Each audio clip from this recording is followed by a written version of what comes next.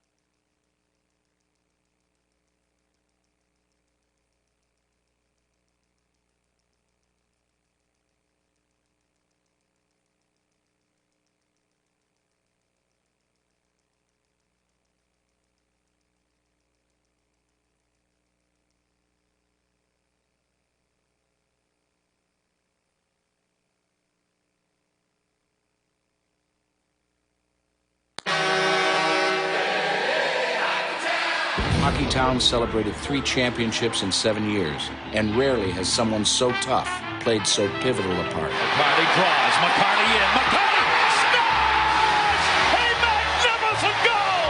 Darren McCarty! Look at that play. Lariano. Shanahan back. There it is. He scores! The Red Wings have defeated Colorado. Darren McCarty. Here's a break at center. McCarty. Au revoir. McCarty. Scores! Darren McCarty! Here's Volpe and McCarty in. McCarty scores! I love you, but you're a mess. I am a mess. I'm a work in progress, I guess you could say.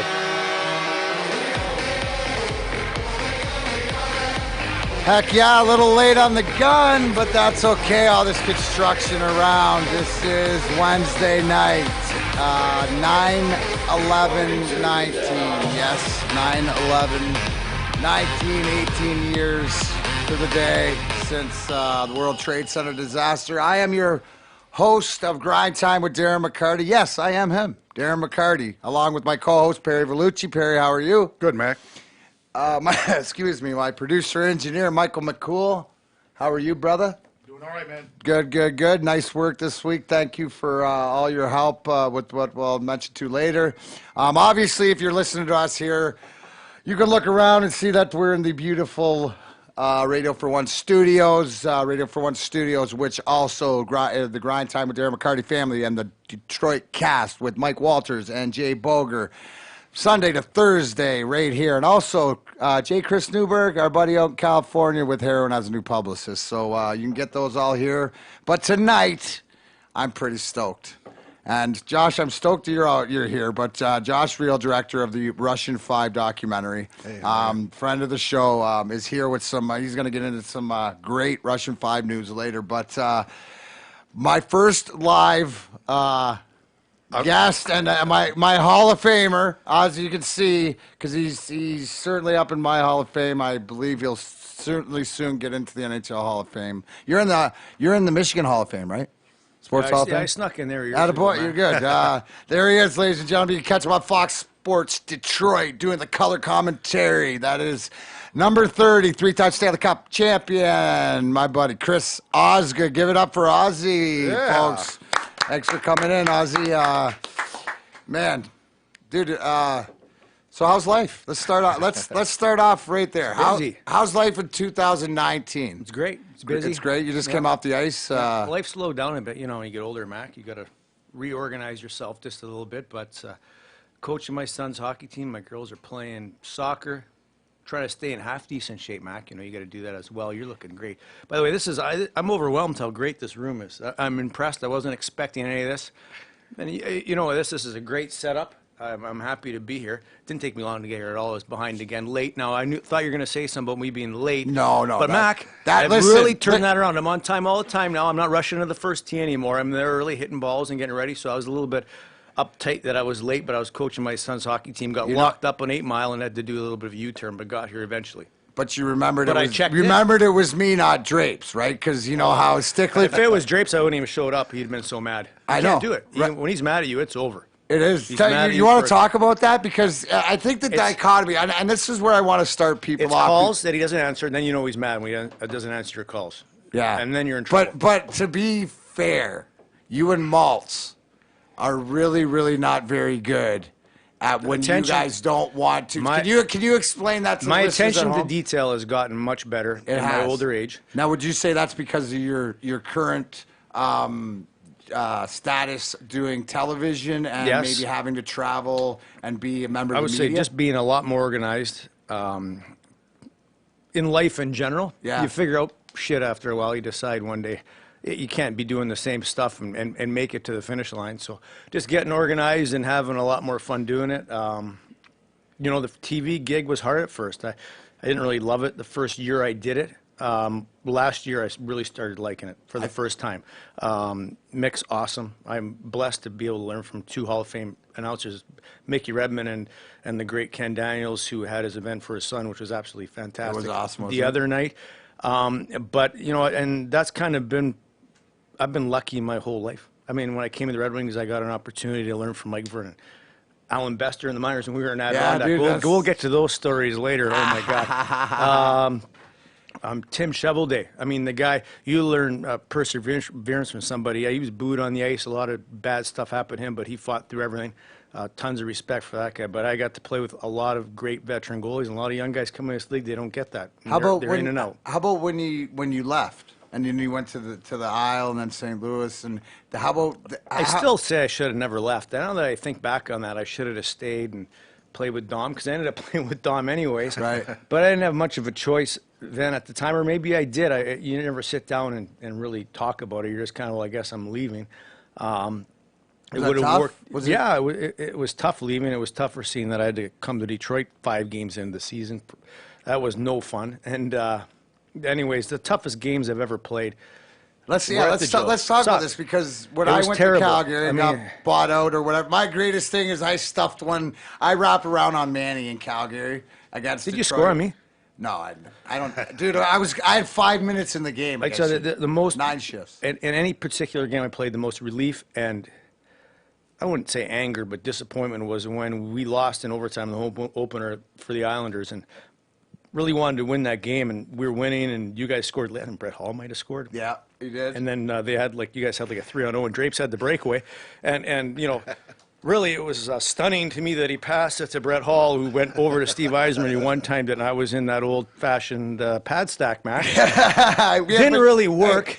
And to me, that learned that one from Uncle Kenny Holland, though, right? The pad stack from watching him back in the hat. And I remember I stayed at that beautiful hotel across from the from Nassau Coliseum, and I went back there, and Jenna was there with my with Mackenzie was young, and her sister with her young boys, and her boys were fired up because they lived in New York to see me play in New York, and I was pissed. Yeah, I wasn't much of a host. I sucked that night. Right. And I thought to myself after, well, this is really not that big of a deal. You got to get over this shit and start to act normal. But I disappointed the people that were the closest to me that night. The way I acted after the game, walking across like it was all about me. It was never about me. It was just about playing this game that we like playing, but I wanted to beat Detroit so bad. I know. And shove it to him. And then it didn't happen, especially in the fashion. I think we were leading with like 30 seconds left. Well, Perry brought up I remember watching that game. Perry, you brought up a good point. There had to be goalie interference, if I recall. Well, I don't know about that. Were you reffing that game, Perry? Perry might have been reffing, It was your own right? defenseman. My own defenseman? He was spinning also. Perry, tell him what what you was that? said. I can't remember Ozzy, what Perry's it was. got your back, because guess what Perry said when I looked up, because What I did he wanted to say? see. Oh, you said, You know the goal scorers for them that game? you don't have to All say. Hall of Famers? Yes, thank you. There, and right those to are- the point. those are the only Perry guys that Vellucci, could I have had beat your you. back on that. Perry Vellucci, right to the point again. Boom, nailed it. 4 Perry, Hall that's of what we Famers. do. Thanks, Perry. Yeah, exactly. Got my back. as I agree. always. I agree. It was tough. My favorite moment, obviously, playing against Detroit was scoring on Manny in Calgary on a wraparound. But I laid Maltz out in front of the bench, and he still knows See, it. even when you played with him, you still wanted to hit him. That's the thing. Well, Then when I you got used- to play against him, you wanted to do it even more. One of the biggest pain in the asses ever to play. Nobody realizes that as much, but league known, guys hated him. Like, would you sit in your net and talk? Like, look at him who on are the here. guys? I know. I got this. I don't even know. I just threw it on when I came. I in by loved fluke. it, dude. He's got the grind line shirt on. Who's the best looking on there? I don't even know. Is that Drapes? Joey's got to be. Joey. Yeah. Who- Me, I look angry. Why am I so sad? Why Yeah. do I got a sad face? I know you got to frown. I don't know why. I don't know. I don't ever frown. The dude. guy that's tried the most should be the most happiest. Shouldn't he? That's right. What a shirt, though. I get compliments on this thing all the time. Dude, that's my friends awesome. in Canada try to take it, but I got this thing. What was it down, like being in locked net? down? Watch it, like, because you used to just shake. Because anybody who knows you, and let me get back to you said you're comfortable being on the TV, and as I've watched this since I was down in Florida when you started, and I always comment because I think you got the best ties on TV, but you would see your comfortability. I'm happy. I don't tie him though. He ties him. He's got the best knot ever. Dude, The wide knot, yeah. no, bro. I always text him. I go, man, that tie is sick because they're pimp. Hey, you got to admit your faults. I can't tie a very good tie, so he ties them for me. There you go. There you go. That's it. He could Problem never solved. be on time, so Drapes used to bring him everywhere Drapes so else. mad at me. He's mad at you now? No, Oh. back when we lived at the riverfront. Oh boy, Yeah, well, I'd then- forget to pay the bills. I'd forget everything, and then he'd always get in trouble for it. And we were in the elevator once, and the manager was in there with us, and she was just eyeballing us. I'm like, why is that woman so mad at us? He goes, that's the manager of the building. We haven't paid our bills, and we wrecked the room. I'm, oh my god. No, my favorite is Comfortably numb, Mac. That's a perfect way to be. Absolutely, my favorite is when the security knock on the door and Ozzy go to the door and Chris Draper. Yeah. If you- The old riverfront. Wow. It was good. But Yeah. no, the personality, because your personality it comes out now on TV. Not only the way that we talked about it, messing around with Keats or learning, but the enjoyability. What is the greatest, like, you must have just sat in that, because you never really talked because of watching the game when you played, but just some of the things you've seen on the ice, like you talking about malts. And back in the day with what him and Drapes used to get away with, I say something all the time, or I go into piles and say, hey, what's going on? And there'd be sticks and elbows and whatever. These I like when them there was off like your line assholes brawls to and kill I 'em. could sit back and have like the best seat in the house. Just I could just kind of stand to the side. I remember when Shanny first got traded to Detroit from Hartford, and we were playing Chicago. Proby was there, and he fought Proby, and Proby. And I slashed Proby by accident. I didn't know it was him. You know when you're in the heat of the game. And I hit him, and he turned around, and you know when he's mad, he kind of breathes through his nose, and he gets all like kind of like a bull. And I'm like, oh shit, like because he suckered Riendo. Remember? I'm like, he's gonna knock me out cold. Yeah.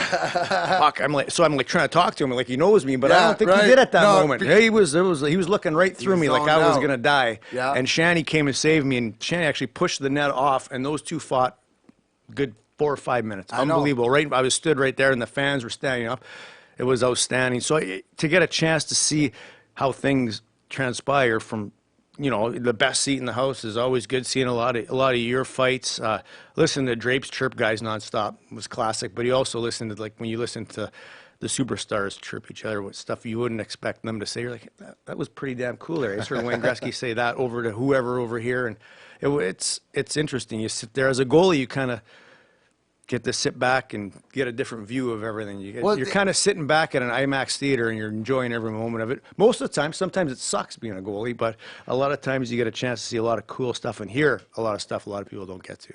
No, that's true. Like, even sitting there, because I tell everybody, there's really two types of goalies. Like the ones that, you know, you sort of ignore. They mind their own business or whatever. Then there's a couple that'll like talk to you, or, you know, like whatever, trying to, you know, give you. You're always, like I always say, if there's something going on, you're the prankster. What is? Oh, I remember we were playing Tyler Wright's my neighbor in Canada, and we were playing him, and it was regular season. We're playing Columbus, I believe. It might have been exhibition. It doesn't matter. And that's when Ron Sanko, I can't remember the company. Cowhead. Made me pads with a Crown Royal bottle on them, and I'm like, it's unnecessary. Like, it's not a good look, Mac. Like when you're, for the beer league or the I'm whiskey like, league. okay. I'll wear him an exhibition because doing him a favor. So I had him on. Tyler, and I was disheveled this game. Puck goes, my stick falls off behind me. Tyler Wright, pretty good player, can score. You know Tyler, he's a fighter too. Good NHL player for a while. Shot it through my legs, and it was in. He's cheering, right, but my stick was laying across the goal line. Ricocheted off my stick and up, and I turned around. I think I caught it. And he laid down, and he was yelling. Koharski was the ref. He's yelling. He has a fucking Crown Royal bottle on his pad. He can't have that on his pads. That is not legal. You can't advertise Crown Royal on your pads without just fucking pissed because he got knocked down and fell right on top of the ball. And it's funny because he's my neighbor, and him and I have had quite a few crowns over the years. Exactly. So for that to happen out of all the guys in the league, that guy was hilarious. But stuff like that in the crowds and even guys that you don't really like, Corey Perry and guys like that are pain in the asses when you all get in the crowd and they start chirping and stuff. And you say something funny. It's the reality of the game, and stuff gets real dry sense of humor. So, I mean, people say hockey players are pretty boring. I disagree with that. Just not outgoing to everybody around, but when we're on the ice, it's nonstop chirping. I always say I wish they'd mic these guys and have a game of the week on HBO and let them go at it. Show one game a week. It'd be unbelievable. I always say, and you can attest if you have any stories on this, but hey, Ty, come in. There's a chair right here. My buddy Tyler just showed up, flew in from Colorado. Yeah, isn't there a chair over there? Or grab one and put it there. Anyways, I always say Steve Yzerman carried around a samurai sword. And maybe because I was his bitch and he used to just pick on me all the time. But he was relentless with the refs. Like, he would motherfuck referees and other guys. Remember like Paul Stewart in San Jose? Oh, my God. He got kicked. Stevie got kicked out of that game a full lap. Him and Stewie went at it the whole time because Stewie loved himself. I mean, he'd even admit it. Stevie but hated that. Paul Stewart. You know Paul Stewart. Like, So guys, he's an ex minor league tough guy. I And- sat beside him on the plane once. He had 8x10s and was handing them out to people around him, getting Get them outta signed, here. like signed. Yeah, Holy shit! takes some balls to do that, doesn't it? I would say so. And Stevie sounds like Stevie let him know about it. Yeah. So him and Stevie, that didn't work. Not at all. Fire and ice for sure. Those two. Yeah, exactly. Who are some of the guys that maybe some of the listeners wouldn't think on the ice like that were funnier? Because I always say like Mark Bergevin and Ticker were Kevin Hodge. Mark Bergevin, who's now the GM of Montreal, which makes me laugh. Kevin Hudson's a financial advisor now, which is even more shocking. We call them Ticker. It's weird how things work out in life, but you've tried everything. I mean, rock band. What else? Let's go. Comedian, author. Comedian. Oh yeah. Well, you got to give people credit for trying stuff. Absolutely. Kevin Hudson, now a financial advisor, one of the funniest guys you'll ever meet in hockey. Oh my gosh! And didn't play a lot, but was a necessary guy to have in the room when we were winning a lot. So talk about that as a goaltender, because he was the greatest third goalie in NHL history because of, I always say, he could get Stevie laughing so hard and the things that he would do. Well, when we would lose, when we lost a lot of tough games, you just have to see him, you'd start laughing. It wouldn't even have to say, "Oh my, here, there he is." He's like going by the bus. I never knew. And we can't get. Some of the stuff is over the top, but where there was no pregame meal that was safe with him. He'd be underneath the tables, putting stuff on guys' shoes. He'd be doing stuff with the food. He'd be imitating. He'd act like he worked there. It was unbelievable. Sometimes he'd be serving us as a worker. It was unbelievable. Especially you're playing these important playoff games, and here's Kevin Hodson. He's serving guys in somebody's uniform. He's got the guy's coat on. He comes in so guys don't even look. It's like, would you like a refill, sir? Can I take that for you? And they had no idea. Chow down. No, it'll go, and then guys look up, and he's sitting there in the tuxedo. And in warm-up, he'd imitate other goalies in the National Hockey League and play like them in the warm-up, and it would drive some coaches nuts. What is he doing in there? Today he's Ed Belfour. Yeah. Tomorrow, the next and day, he was good. Yeah, and he was like good. Frank Caliendo of mimicking goaltenders. But was he doing that like that was the goalie practice, you were going to face? No, it was just anybody in general. So it wasn't like he was At the end of warming the you up for the next night or night game? No. No. But he'd do that in the playoffs, though. If we were playing Dallas or whatever. But when he'd go in at the end of practice, he'd stand Only there goalie and to ever he'd call a timeout be mid-play. We're 5-on-3. He's in Tampa. We traded him for Wendell Clark to Tampa, and he was under siege. His face got all red. He didn't, play a heck of a lot then. 5-on-3, and they're leading by a goal. He actually called a timeout, and the ref, timeout Hodson. And Scotty's like, what the? Who called the timeout? Like Kevin Hodson called the timeout to stop the play. They ended up beating us by a goal. It was the only. I think that's in history of the game the only time a player's called timeout that actually worked.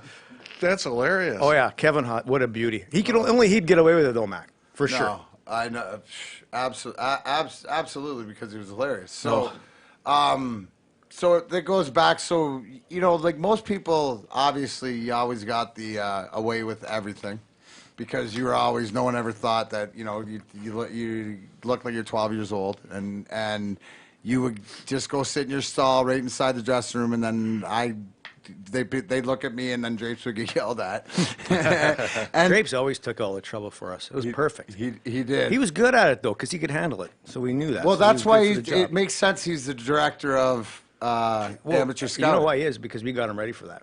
We did. Babysitting us for all those years has got him to where he is today. Absolutely. He knows it. And we don't have to tell lies about that, because that's just the way it is. Thank God for Drapes. That's 100% true. Because Eric, and I want to start back at Adirondack, because you and I have played together since 92. When we came. Yeah, we had a good 92. team then. Oh, we should have won. Remember that last game? Yeah. 7-6.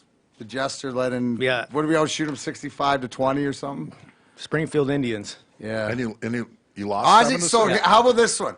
So we're in Ozzy and I's first year in the mine. And this is going to the playoffs. We had a sick team. How tough was our team that we year? probably had 5 guys that were heavyweights. Dennis in the Vial, Bugner, Cummins, Krupke, Kirk Tomlinson, toughest guy pound for pound my in God. the history of the game.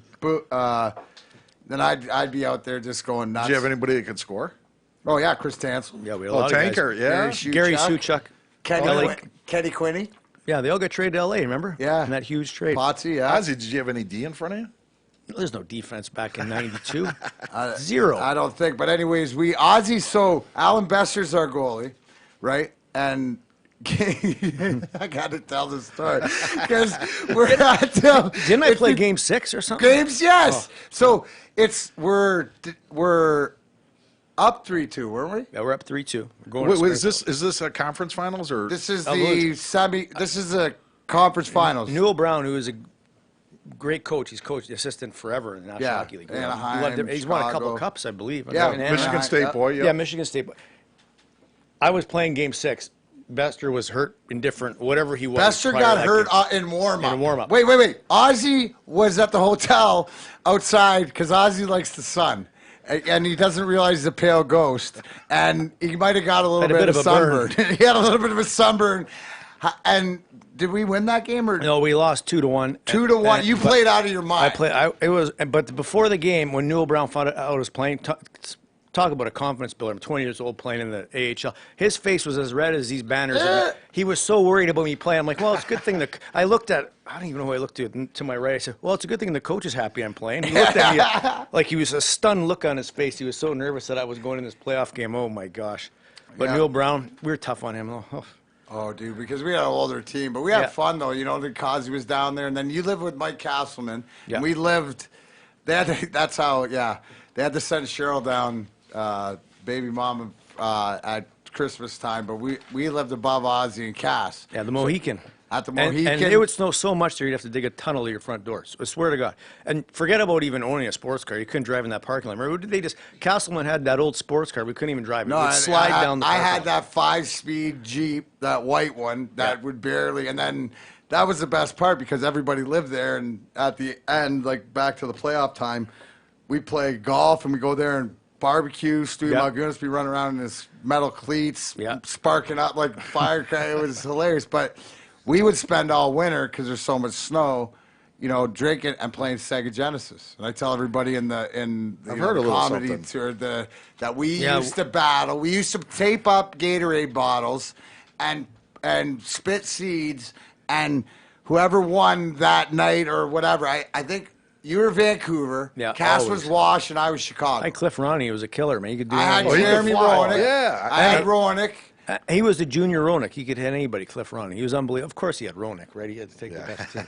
I did. I had to take the best team. Exactly. So we used to battle all the time, and then Ozzy would be like texting me and be like, "Come on, you coming down or whatever, like this or the thing." But there'd be always we'd be playing till like 3-4 in the morning, and I'd hear like stomp on the roof or whatever. He'd be looking. And then he'd be like, be quiet. She might think we're here. Max, she knows you're down here. she could hear us. We're down here. Like, bang. Can't hear me because I've always been quiet. We'd be like listening for him to come out. When's he coming out? Wait, let's go. You want to play these games and get them over with. Every day night was a playoff, though. It was outstanding. It was so much fun. Just it was like a battle. You know, like in the that's what I remember. And then playing golf in the and the log jam. The log jam had primer lunch. It was the only restaurant there. It was. Let's be honest. Well, Adirondack, I mean. It's a summer resort town. In the Right. winter, it shuts down. So Poopy's, we ate breakfast, and which now you'd never eat there. It was like a pool of grease. Remember that thing you said at the bar? You'd be like, that is outstanding. Now, like, these guys that play for the Wings now would walk in, and they'd walk right back out. No, they wouldn't walk in. No, they wouldn't even walk in. They put hazmat on that. No Not athletes a chance. allowed. No way. We were good talent, but you know we're joking around about it. But great. Remember that it was like the old brick rink across from the waterfall. Fans there every night. They won the year before we were there. They won the Calder Cup versus Toronto's farm team. So, and Felix Pavin was a goalie for Toronto. So, and back when we played in the AHL, not like now, there was mostly veterans. So you'd have veteran guys that were NHLers and career AHL guys that you respected. Chris Chahaki, remember playing him? Yeah, Chris, like yeah. 600-700 points. Rochester, Jody Gage Right. or whatever, like the So career guys. each team would have 15 vets or 14, and then 4 rookies or 5. And our year was me, you, Marty. Was he there, or was he too good? Did he already go up on No, us? he was too good for us. Yeah, he was too good Kazi for us. came The down. Kazi, oh, geez. Tanker was young. Tanker had to be about your age. Yeah. No, he's older than us. Yeah, and then when we slowly, guys started leaving. Mac left us after that. I went out. We went back the year after, me, Drapes, Yeah, Tim and then- Taylor. We had a really good team. Drapes got called up. Scotty saw his draw, him on the draws. Midway, and I love the story is that Drapes gets called up. It's probably like second or third practice. We would have won that year in the AHL. Not that it'd be any consolation for getting called up, mind you, but still, we had you an guys had unbelievable a sick team. Because Tails was unbelievable. Timmy, the We were two-man stacked Taylor. from top to bottom with tons of good prospects and great veterans. And then I got called up, and then I went to Toronto. Yeah. No, I lasted half the game, but I didn't even think I was playing. I was like, I'm not going to play in Toronto. They were like 12-0 to start the year.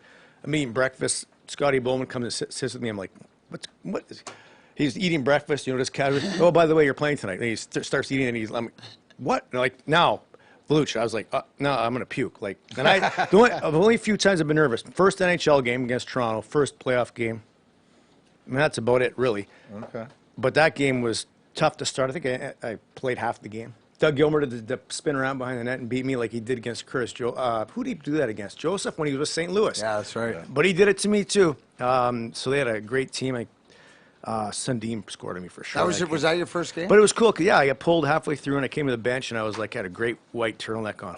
And I love my turtlenecks, Blue. Yeah, I remember that. Nice. Yes. And I came off, and Scotty, it was cool. He says, don't worry, kid, you'll be here for a long time. That was all he said. And then he walked away, and I'm like, well, I must be doing something right if one of the best coaches ever says something. So that That's kind of, Well, that's it's some like he told encouragement. like he did to the point when he told Drapes that about third practice, he blows down practice, tells everybody, stop.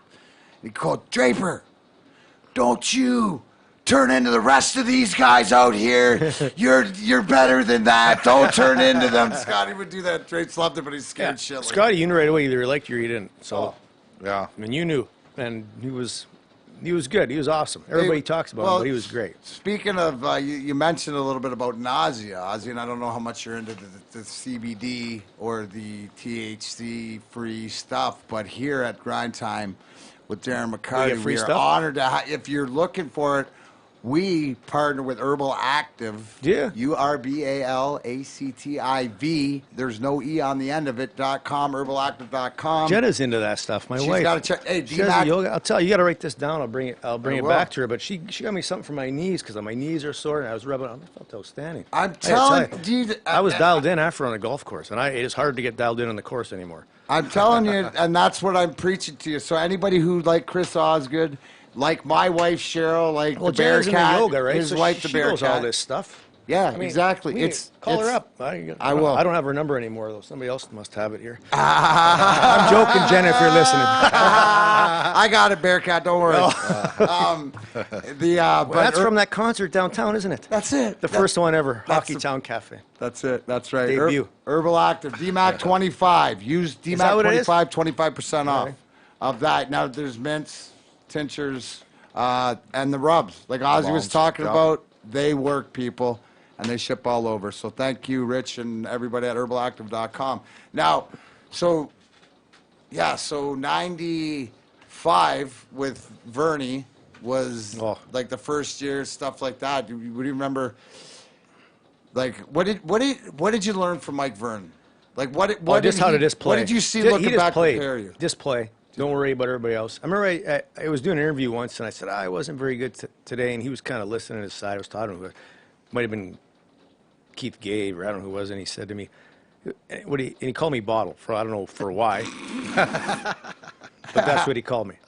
So he goes, get in here. because he was get, the get beer. in the back there. Hey, you're in the bottle, and he was a beer can. So we go to the back little room there. Now, Voosh, compared to the lounges nowadays, ours was the size of like maybe a little extended bathroom, right, with a table, a couch that looked like no word of a lie. There was a, like, what, Ozzy, Yeah. 19-inch boob tube sitting Yeah. in the corner, and right? You had a couch that was from Three's the Company. only It was worst Jack couch I Trippers. wouldn't sit on was the one at the post bar. No, it was Jack Trippers from Three's Company. was that was that Trippers' couch, and it was demolished. Like whoever, because some guys would just go right back there in their gear and just right in the. Oh, yeah, these guys are between all periods sweaty. and stuff like Think of that. that, a hockey player's sweaty ass sitting on that with their gear on. Come Oh, on, yeah. like that's That's not going to last. That's real good. That's going to last. But there was a pizza box, and then we'd have some beers back there. And Vernie goes to me, never, ever, ever tell anybody, you tell them that you didn't play good. Because they'll say it on their own enough times. Don't you ever tell them that. Just tell them You'll be better next game and you feel good, and never tell him anything bad.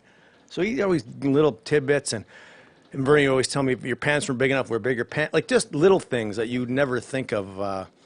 Just working in practice. And now Bernie, we roomed together. Right. So we'd always talk about stuff, but he would say, away from the rink, just relax. Don't even think about hockey until you show up there and play. Don't waste your energy on stuff that's unnecessary. A lot of different stuff, because he'd been in Calgary, and since I've retired, I've figured out now. I talked to Darren Pang, who lives here in Michigan as well. Listen, Detroit's not the only place they booed goalies. They do it everywhere else. And that's just the nature of the position and the quarterbacks. So don't think you're the only one.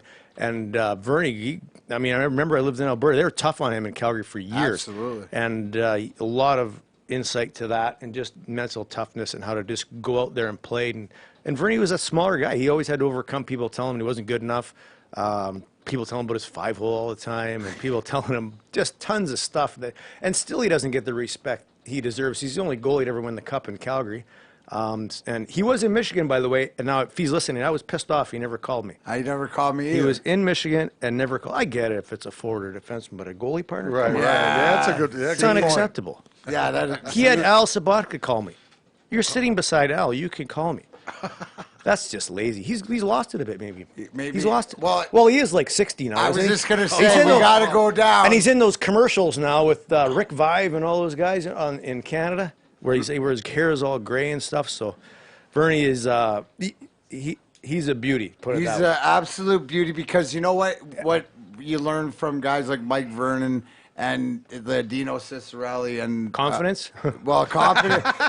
But it's That's you know that's what, one way to put it. they are their own person, and you know what, it doesn't.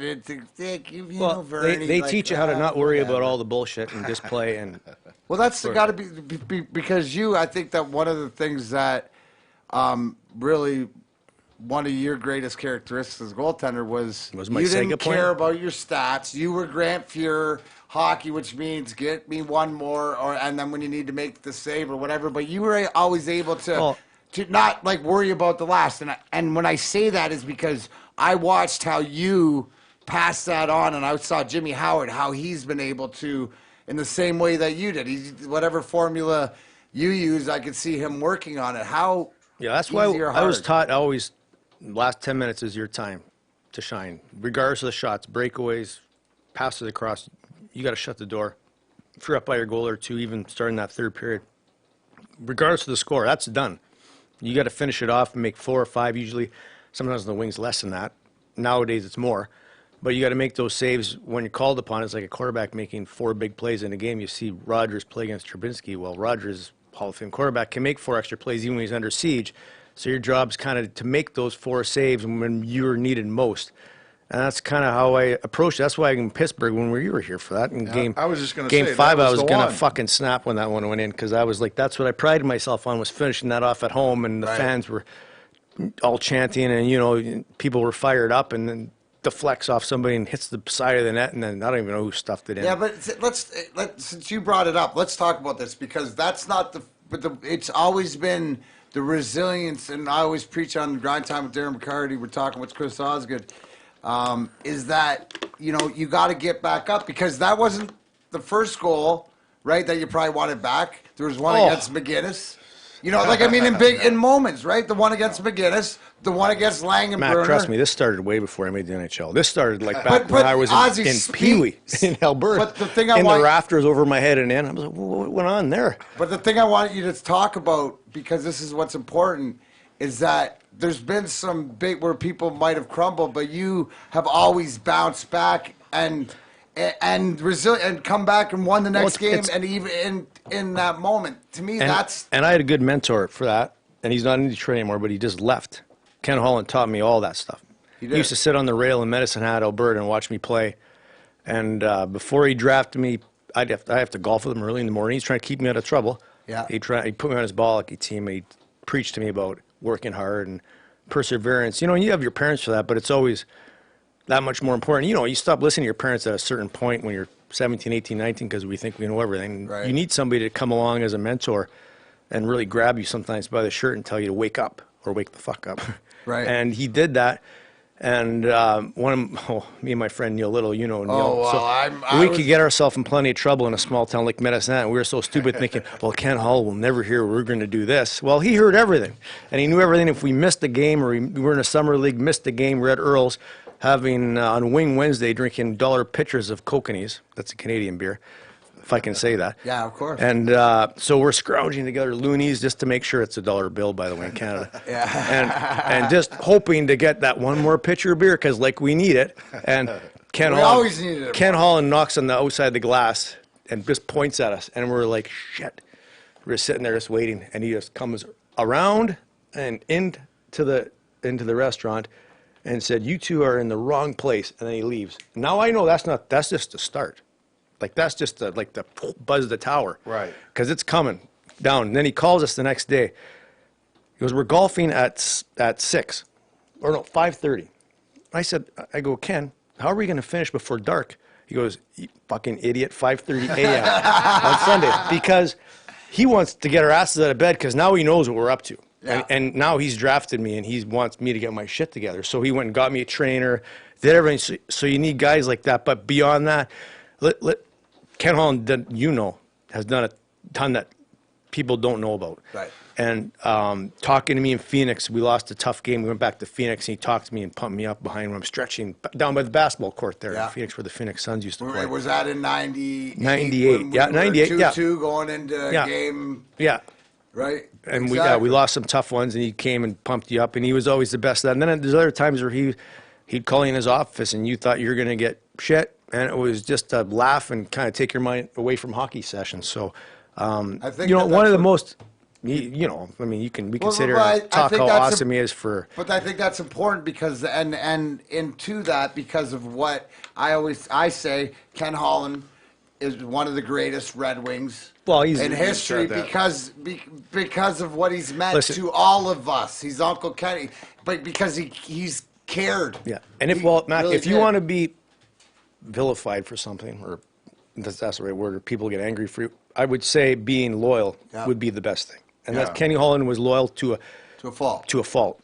And his loyalty won him a lot more than it lost. So absolutely. That's a big thing. Speak to your friend and our friend and Uncle Ken about, because it's like, to me, from the outside looking in and seeing it's the perfect situation with Stevie coming back here and him getting the opportunity in Edmonton. Not only forget the money, it's because speak to what it's like to grow up in Alberta and to be able to go and either Edmonton or Calgary. Kenny just does stuff for people. I was in Edmonton with my son this summer. He goes, you're in Edmonton? Here, call this guy. I'll get you in the room. Give your son a tour. McDavid sticks in the shooting area and go shoot with a stick. I'm like, what? So I go down there. This guy's waiting for me there. Yeah, Kenny said you're coming.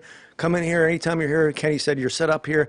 You're like, that's who he is, though. Yeah. And it wasn't for me. It was for Max. He doesn't know Max that much, but he just does stuff for people. So Little things like that. I mean, if it wasn't for him, I wouldn't even have played for as long as I would. Even when I was some other places, I'd call him. And it was tough for him to trade me, essentially. Yeah. But we always talked. I remember when I came back, what's that place on? You might know, Vooch, on Haggerty, that Irish pub. Oh, Sheehan's. No, Amaris. by between like 7 and 8 miles. Yeah, Bojack's. 6 mile. Oh, like down there. Clado or yeah, something like. So we go in there and this is back when I loved beer. So we're drinking you don't beers. like beer no more? No, I don't like it as much as I used Is it to. because it doesn't, I've matured. Look at you're me. jacked right now. Yeah, because I've taken care of myself for once. But you're only doing the Chess Rockwell. No, we're getting away from my story. Well, it's no, because you have to take care of yourself now. Because was Kenny the one that had Doug Brown room with you? Because Brownie told me how he had to babysit you. And listen, the biggest misconception I had of myself was Ken Holland never knew what I was up to. He always knew what I was up to, even when I was in the NHL. What we were all up to. He knew everything I was doing at all times, and I gotta say, it got me to where I am. Without him, none of this would have ever happened. Not a lot of guys got 400 wins, bro, in 3 cups. But even when I was gone, he'd still be calling me. Even when I was in Islanders and St. Louis, and still this day, and if you ever go through tough times, he texts me all the time, texts people, and he's that type of guy. And as busy as he is, and by the way, sets up the best golf trips in the world. I don't know if I can say that. He probably you can. but absolutely Yes. fantastic. His Now, Calcuttas are world known in the hockey I community. used to be good enough to play in his tournaments. Now I'm absolutely atrocious. I got roped into playing this year with Matt Higgins, who played in the NHL a little bit. He's from out west, but a lot of, like, Ray Ferraro playing these tournaments. A lot of NHL general managers have played in scouts, and I probably blew up Mac an estimation probably 54 in the last 9, which isn't very good for that term when you're dealing with a bunch of 8s. Yeah, I'd explain myself. So I think I'm going to. He started a new division called the Legends Division. So he goes, I think now this is when you know your golf game is falling apart, when you hear whispers through the walls about how bad you are, right? Because when you're not hearing anything, that means you're in. But he's like, I think he's gonna, we're gonna put him in Legends. He needs to go in Legends for a little while. A new division. Yeah, I'm in the new division now, so I've been sent down for a little while. I'm But okay that's there okay. though. I'm Is that okay the one there. over in London? No, this is in Canada, in Predator Ridge. We play there. Okay. So now he's at Edmonton. This thing's going to expand even more. So like a lot of that is because you came back, I came back, and to be able to after all that, the way to me that was the last. I know, like, just coming back and being a part of walking in the room, and I loved it. I love Calgary, like the Iginla, Daryl Sutter, the dressing room, the place, but to come back in and it was just you love it, but it's not the same. Right. It's not. It doesn't have the same feel. You don't feel the same Culture? togetherness. Same, right, and that's the culture. Well, that's what the Red Wings are trying to do right now, is not lose that. And I think they're doing a pretty darn good job of it. They're entertaining. They work hard. Another guy, Jeff Blashill's underrated, man. He's worked his ass off here the last 4 years. Listen, And done a I good think job. you tell me this, Ozzy, because you watch it every time, or more than me. But what he's done with these guys, because they play for each other. Yeah. Do you not find that? And I walked in the room in March, and it was a different Mac, feel. if you look at any team in any sport, top major fours, what franchise is ever successful that changes coaches every year or two, or managers? None. Zero. Patriots, they've had the same guys forever. Pittsburgh have had like 3 coaches ever. Yeah. It's crazy. So, and Detroit had Ken Holland, Scotty Bowman, Mike Babcock, and Jeff Blashill, who I think is on a trajectory to be one of the best coaches in the NHL here. He's really doing a good job with his team. Guys play hard for him. They got some young guys coming now, so I'm not sure they're going to make it yet to the playoffs. It's difficult in the NHL to make it, man. It's a hard league. But I think they're on a trajectory to be pretty darn good in a couple of years. All right, here, I'm going to do so I got these pictures, right? You and I. It's one of my favorite ones. What was that? Well, that's in the playoffs. Yeah, exactly. So I don't even have one of those. No? How don't I? You know what I like doing now? I like seeing pictures I've never seen before. Yeah, exactly. Because you see it all, and every now and then you see one, you're like, that's cool. I've seen one I've never seen. I love before. the ones that somebody's individually's taken or whatever. Or you're not posing for. Right. Somebody's just taking an action shot. What I've done is I asked my listeners to reach out to Perry. Are these questions? And McCool. Yeah, these are just questions of some of the fans. And then I Can I figured get a I'm going to coffee ask for the this? question. Can I get another coffee, Mac? Absolutely. By the way, this coffee machine is fantastic here. Dude, do you know what that is? That's Death Wish coffee, the strongest coffee in the world. Easus. Well, I knew you'd be too, doing bro. whatever was the strongest, so I Yeah, guess we're at that. exactly. I don't mess around. No, whatever you do is to the extreme. We know that. That's not a debate here. Absolutely. All right, so the first one, this one All right. is going to go out. This is a question from Jennifer Reed. If I get it right, I win the pitcher? No, you get to sign it. I'll give you one at the end if you're good. If you answer this correctly, there's a bunch. Mac, I've been so good lately, you don't even understand. I do understand because I know how bad you used to be that you won't even I'm going to say both of you. Don't you? Hey, listen. Listen, it was all Draper. Hey. We took the blame and the fall for him, and right now it's like politics. Luch, it's been a long road to get to this. Yeah. Long, winding. It's been. Hey, what do you worth every minute of it, though. Absolutely. All right.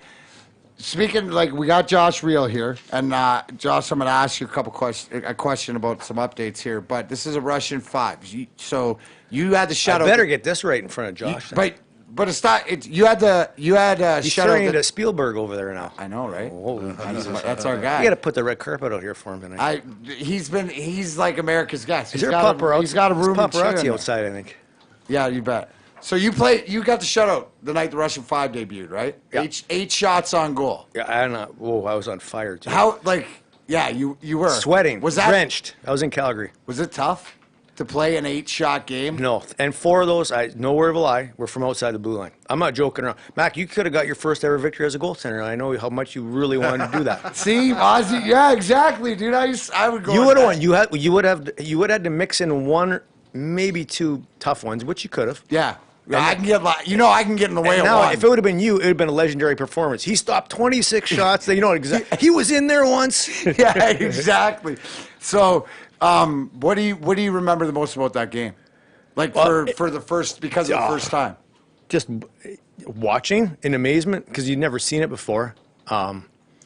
Just, you know what I was doing? I was flinching lots because I was seeing passes I never seen before in front of me, thinking they were going to get picked off all the time. Because you never played behind these guys before, and they're used to making these no-look passes because they'd be like in their mind seeing plays before they happened, and I was like, that's going to get picked off. That's going to get picked off. That's going to be a breakaway. Because there really was nobody playing defense, right? They were just circling around. Right. Sometimes there's nobody back, and they're making plays, and I was like, that's going to get picked off. But it never got picked off ever, obviously. And just an amazement, like, well, this is going to be pretty cool moving forward. And then they came, then of course, the media all comes in and talk to me after the game. Like, why are you talking to me right now? It was like a habit to come talk to me for no reason. Like I had 8 shots, Mac. You were looking at No, I was meeting my friends from Calgary at Joey Tomatoes. You didn't even shower, did you? Get me out of here. Like I'm like seriously, like I'm not even. The trainers were happy. I didn't have to do my laundry. It was dry, and I was just like barely had any marks other than warm up, which sometimes went bad. If they went good, it got worse sometimes. Yeah. But I just remember watching these guys and I knew Larry Onoff, but when you're in the NHL, you all think you're great. So it's not really, you're not thinking about how awesome they are.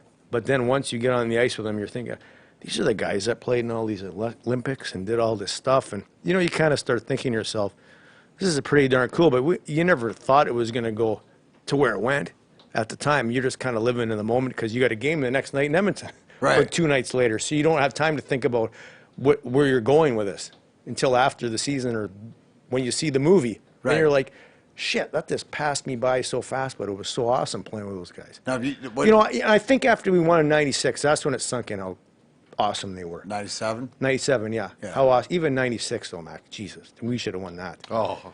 And they were good that year. But it's just, Scotty Bowman again, right? Yeah. Russian 5. Unbelievable. Then it never happened again.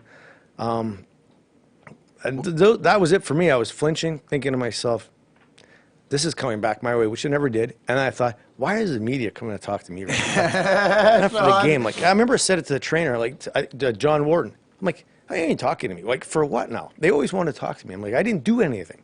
I was just, what's it like to face 8 shots? Well, boring. Yeah, right. Well, I got to see my friends in the stands and wave at them. They were all there because What I'm about from in Alberta. practice when they together? No, I'd tell you that it's in Datsuk the same way. These guys respectful. These Russians. So these veteran guys. Remember, we're in training camp in Traverse City. Now, some mornings you'd play, we'd golf that night, and you'd have a banquet or whatever, and you're not in the tip-top condition the next morning. Let me say.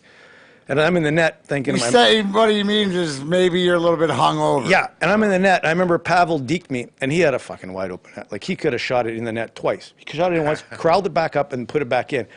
Instead of shooting, he turned and started laughing and didn't score. And he's like, I had you, Ozzy, but he didn't score because he didn't want to embarrass me. Like, that's the kind of guys these guys were. Very respectful guys. Good teammates. Good teammates. And I always preach that to my own guys, good teammates, Vooch. So, guys have, like, just beyond their talent, like you think of Fetisov and you see the thing on him on TV, what he did to get here. Unbelievable. Fedorov as well.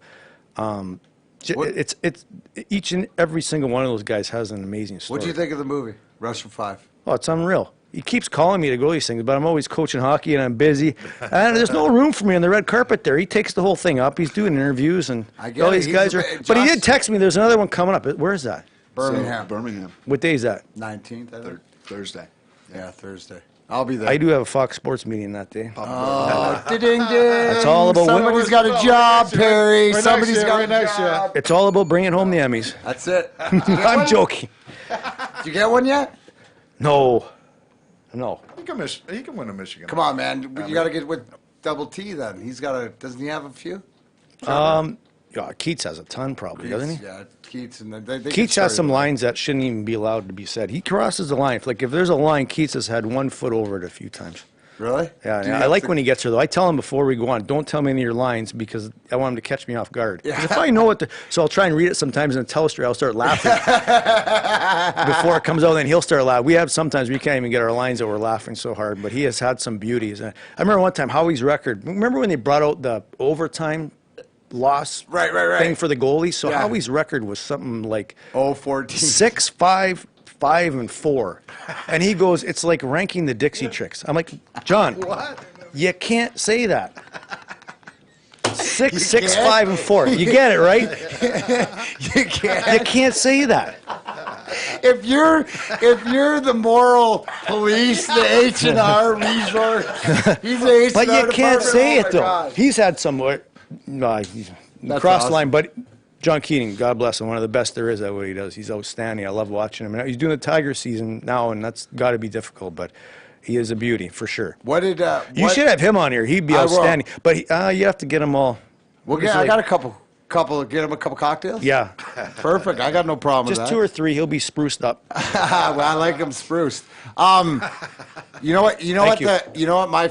One of my favorite parts is, and you nailed it with you should get an Oscar nomination. What I do now in the movie when you said about, I think that the real poignant and Josh captured it. Maybe Josh, you will lead this into you because I'm talking about Ozzy's quote about how we can feel the excitement, but also the pain. Yeah. Right. Yeah. Sometimes how that's a connection, and I think that I find now being able to look back more, to be able to connect and enjoy, and to be able to have that conversation. Yeah. You don't have to be in the bubble. What was all that stuff as far as give us the update, but how important, because I know how your thought process and getting to know you goes, but like that was a pivotal moment as far as like the Jeff Daniels moment. Absolutely. Right? Can you just talk about it? Absolutely. I mean, as a Metro Detroiter, Michigander, like, to me that's the truth of, we felt that pain. You'd spend all season watching the games and, especially in this area, you get to the playoffs and everyone's just having Red Wing fever. And then those losses just like, it ruins your summer almost, and you go back to just, okay, summer break. But the excitement of watching the playoffs and waiting for that cup finally. And then when it happened, we didn't even get a week. Now let me ask you this, because when I watched the movie, right, it was like I had PTSD. Like I remember the accident. I mean, all the stuff, the accident. I remember the Cup 97. And then obviously with the Lemieux and Drapes and stuff, you remember that. But like into the 95 and then I remember, we lost to San Jose and then we lost the finals of Jersey, but it almost didn't seem like it was real until I watched that and went, oh my God, it wasn't easy. Yeah. Like we were at the precipice of like anybody. I think because part of you against New Jersey knew that you weren't ready a little bit. Yeah, no. They smoked us. Four straight. We might have had. They put the wood to us. And I think you kind of They knew did what we did to Philly. Philly, exact opposite. Because we ran them out of the building. Yeah. Right? We recorded from Jump Street in that series. It's almost like you don't accept it, but pretty darn close. Where you're like, we're getting smoked, and there's nothing we can do about it. Yeah. We're going to take it, and then you're just like, damn, we're not ready. You got to go back to the drawing board. That's why 96 hurt more. Like, yeah, because we were ready. Because I remember standing at the Drapes, standing in the net. The poignant thing is like watching Jersey going, man, we can never let this happen again. And then that next year, because that was the one that scared the living shit out of me, of we may never win. Instead of we had this thing like we were gonna get there, and we understood, but like because even us young guys, but you said it like Stevie's been there 14 years. Well, it can flip flop in a hurry, and if it does, you're never going to win.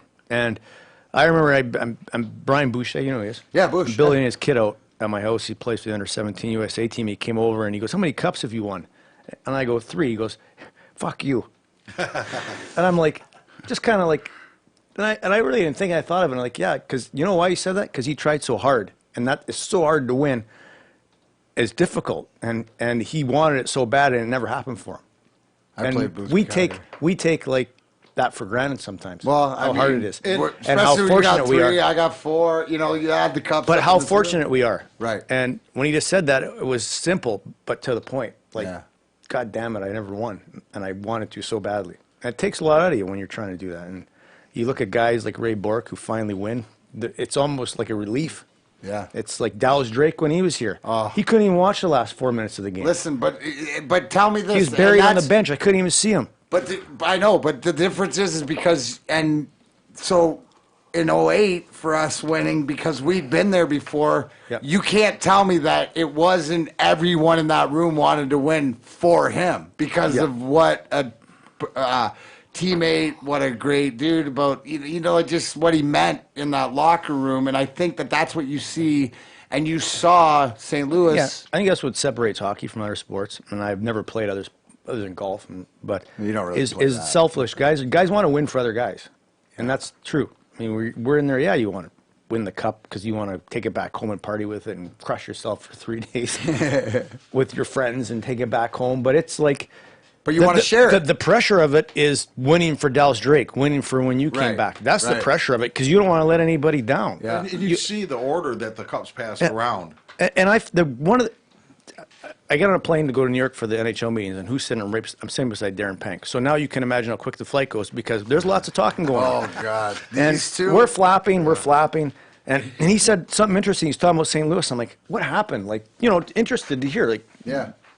hard-nosed team. Everybody's going small, and Johnny Gaudreau, we're all going to turn the puck up and open up the ice, and here comes St. Louis, completely opposite team. Old school, big team, grinds it out, has Big D, has a young goalie that came out of nowhere. And I go, what happened at home? Like, and then you go back and win in Game 7. He goes, Game 6 was too hard. There's too much going on at home. It was chaos. He said it was all the people were there, and he goes, there's too much pressure. They weren't trying to. They're overwhelmed at trying to win that game at home, and that it's true. It's easier to win on the road. And then I think when we needed to win Game 6 that one year against Pittsburgh, Yeah, and then we came home yeah. because it's difficult. So hard. It's easy to come in on the road, stay in a hotel, go to the game. Everybody's at home. Your family's taken care of by all the PR guys, and everything's set. At home, it's on you. And it's difficult, and things get chaotic. So, for me, losing Game 5 in the fashion we did in triple overtime, that was a hard game to play because you feel like everybody's there waiting for a party, right? Oh, I was. Like. I was Thanks, dressed Luke. with We three let kids you in down the that dressing night room. because all my friends are there ready to Yeah. party all night at Chelly's, and you're Yeah. driving down there, and everybody's downtown waiting for this huge party. And guess who holds the keys to the party? Well, 20 of us do. Yeah. And it's overwhelming, man. You're human. It's hard. Like you don't want to. Yeah, you can't think it. That's one of the things where you just And it's gotta not about think it's you. Small. It's not about you. It's not. No. It's about letting everybody down. Right. Somebody like parents fly in. Your Right, grandpa right. flies in. They're going to see you win the cup and hold it up, and everybody's going to come in the room and party. And I don't know who did it. They took the cup out. That jinxed us, by the way, against Pittsburgh. You can never take the cup out that early, by the way, and wrap the room to get it wrapped up with a champagne. Too early. Like, look at Tampa Bay. You can't have a cup party before the playoffs start. Whoever did that doesn't work in Tampa Bay anymore. You know that. No, Vince. they shouldn't. Not even I'd fucking do that. Bring the cup to Tampa before you start playing for it. You knew that? No. You know, I go back Outside, they had a party outside with the cup. Dude, that's messing with the karma. Golf. The golf. The gods. hockey The gods hockey came gods. right down, Mac, and just struck them. Boom. You know, I go back to '97 when you guys won it, and you said you weren't sure. You were like, we might never win this. Yeah. Well, that's what a lot of us fans were the same way. Especially a lot of older fans have been around. The Wings hadn't won the cup in 40 years.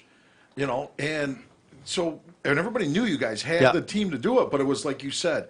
Can you get over the hump? I sensed that year, and I wasn't playing. Vernie was playing. He played great. Especially Vernie was unreal against Colorado that year. He was. And everybody talked about how good we were, but he played just as good as Patrick Well, probably better in that series. He was unreal. Sure. That's to me what stamps Mike Vernon as a Red Wing. He played absolutely fantastic in that series, and I got a picture with him in the locker room afterwards. One of my favorites ever because Vernie never took his jock strap off ever. I'm like, can you look normal? Like we're in our stalls, I have my underwear on, looking. He's got just his jock strap on. I'm like, I got it in my basement. I'm like, and people come over and go, what the fuck is that? Like, I don't even know what that is. Like a yoga guy's banana Hey, hand. listen, you were the bottle and he was the beer can because he was shaped like a little beer can. He had it literally shaped like a little beer can. Yeah, but in that relief for, and I think, the new general manager, Steve Eisman, relief for him. Tried to finally get to lift that cup at center ice and in front of the fans, and that was perfect for him. But it's difficult. Not that it got any easier to win the next year by any stretch of the imagination, because things change and pressures change, and you want to win for different reasons. Each and every season, obviously, we know why. In '98, why we wanted to win after the accident, for sure. For Vladdy, that was huge motivation for us to go back and win again. And I think that we're not going to be denied against Washington. I mean, you talk about what New Jersey did to us and what we did to Philly. We did to Washington that year. And everybody goes, Washington wasn't very good. Washington was damn good if you look at that great. team. Bondra, Joe Juno. But they had their own bash line. They had, The one thing when you get to that level is the team that's more determined is going to win.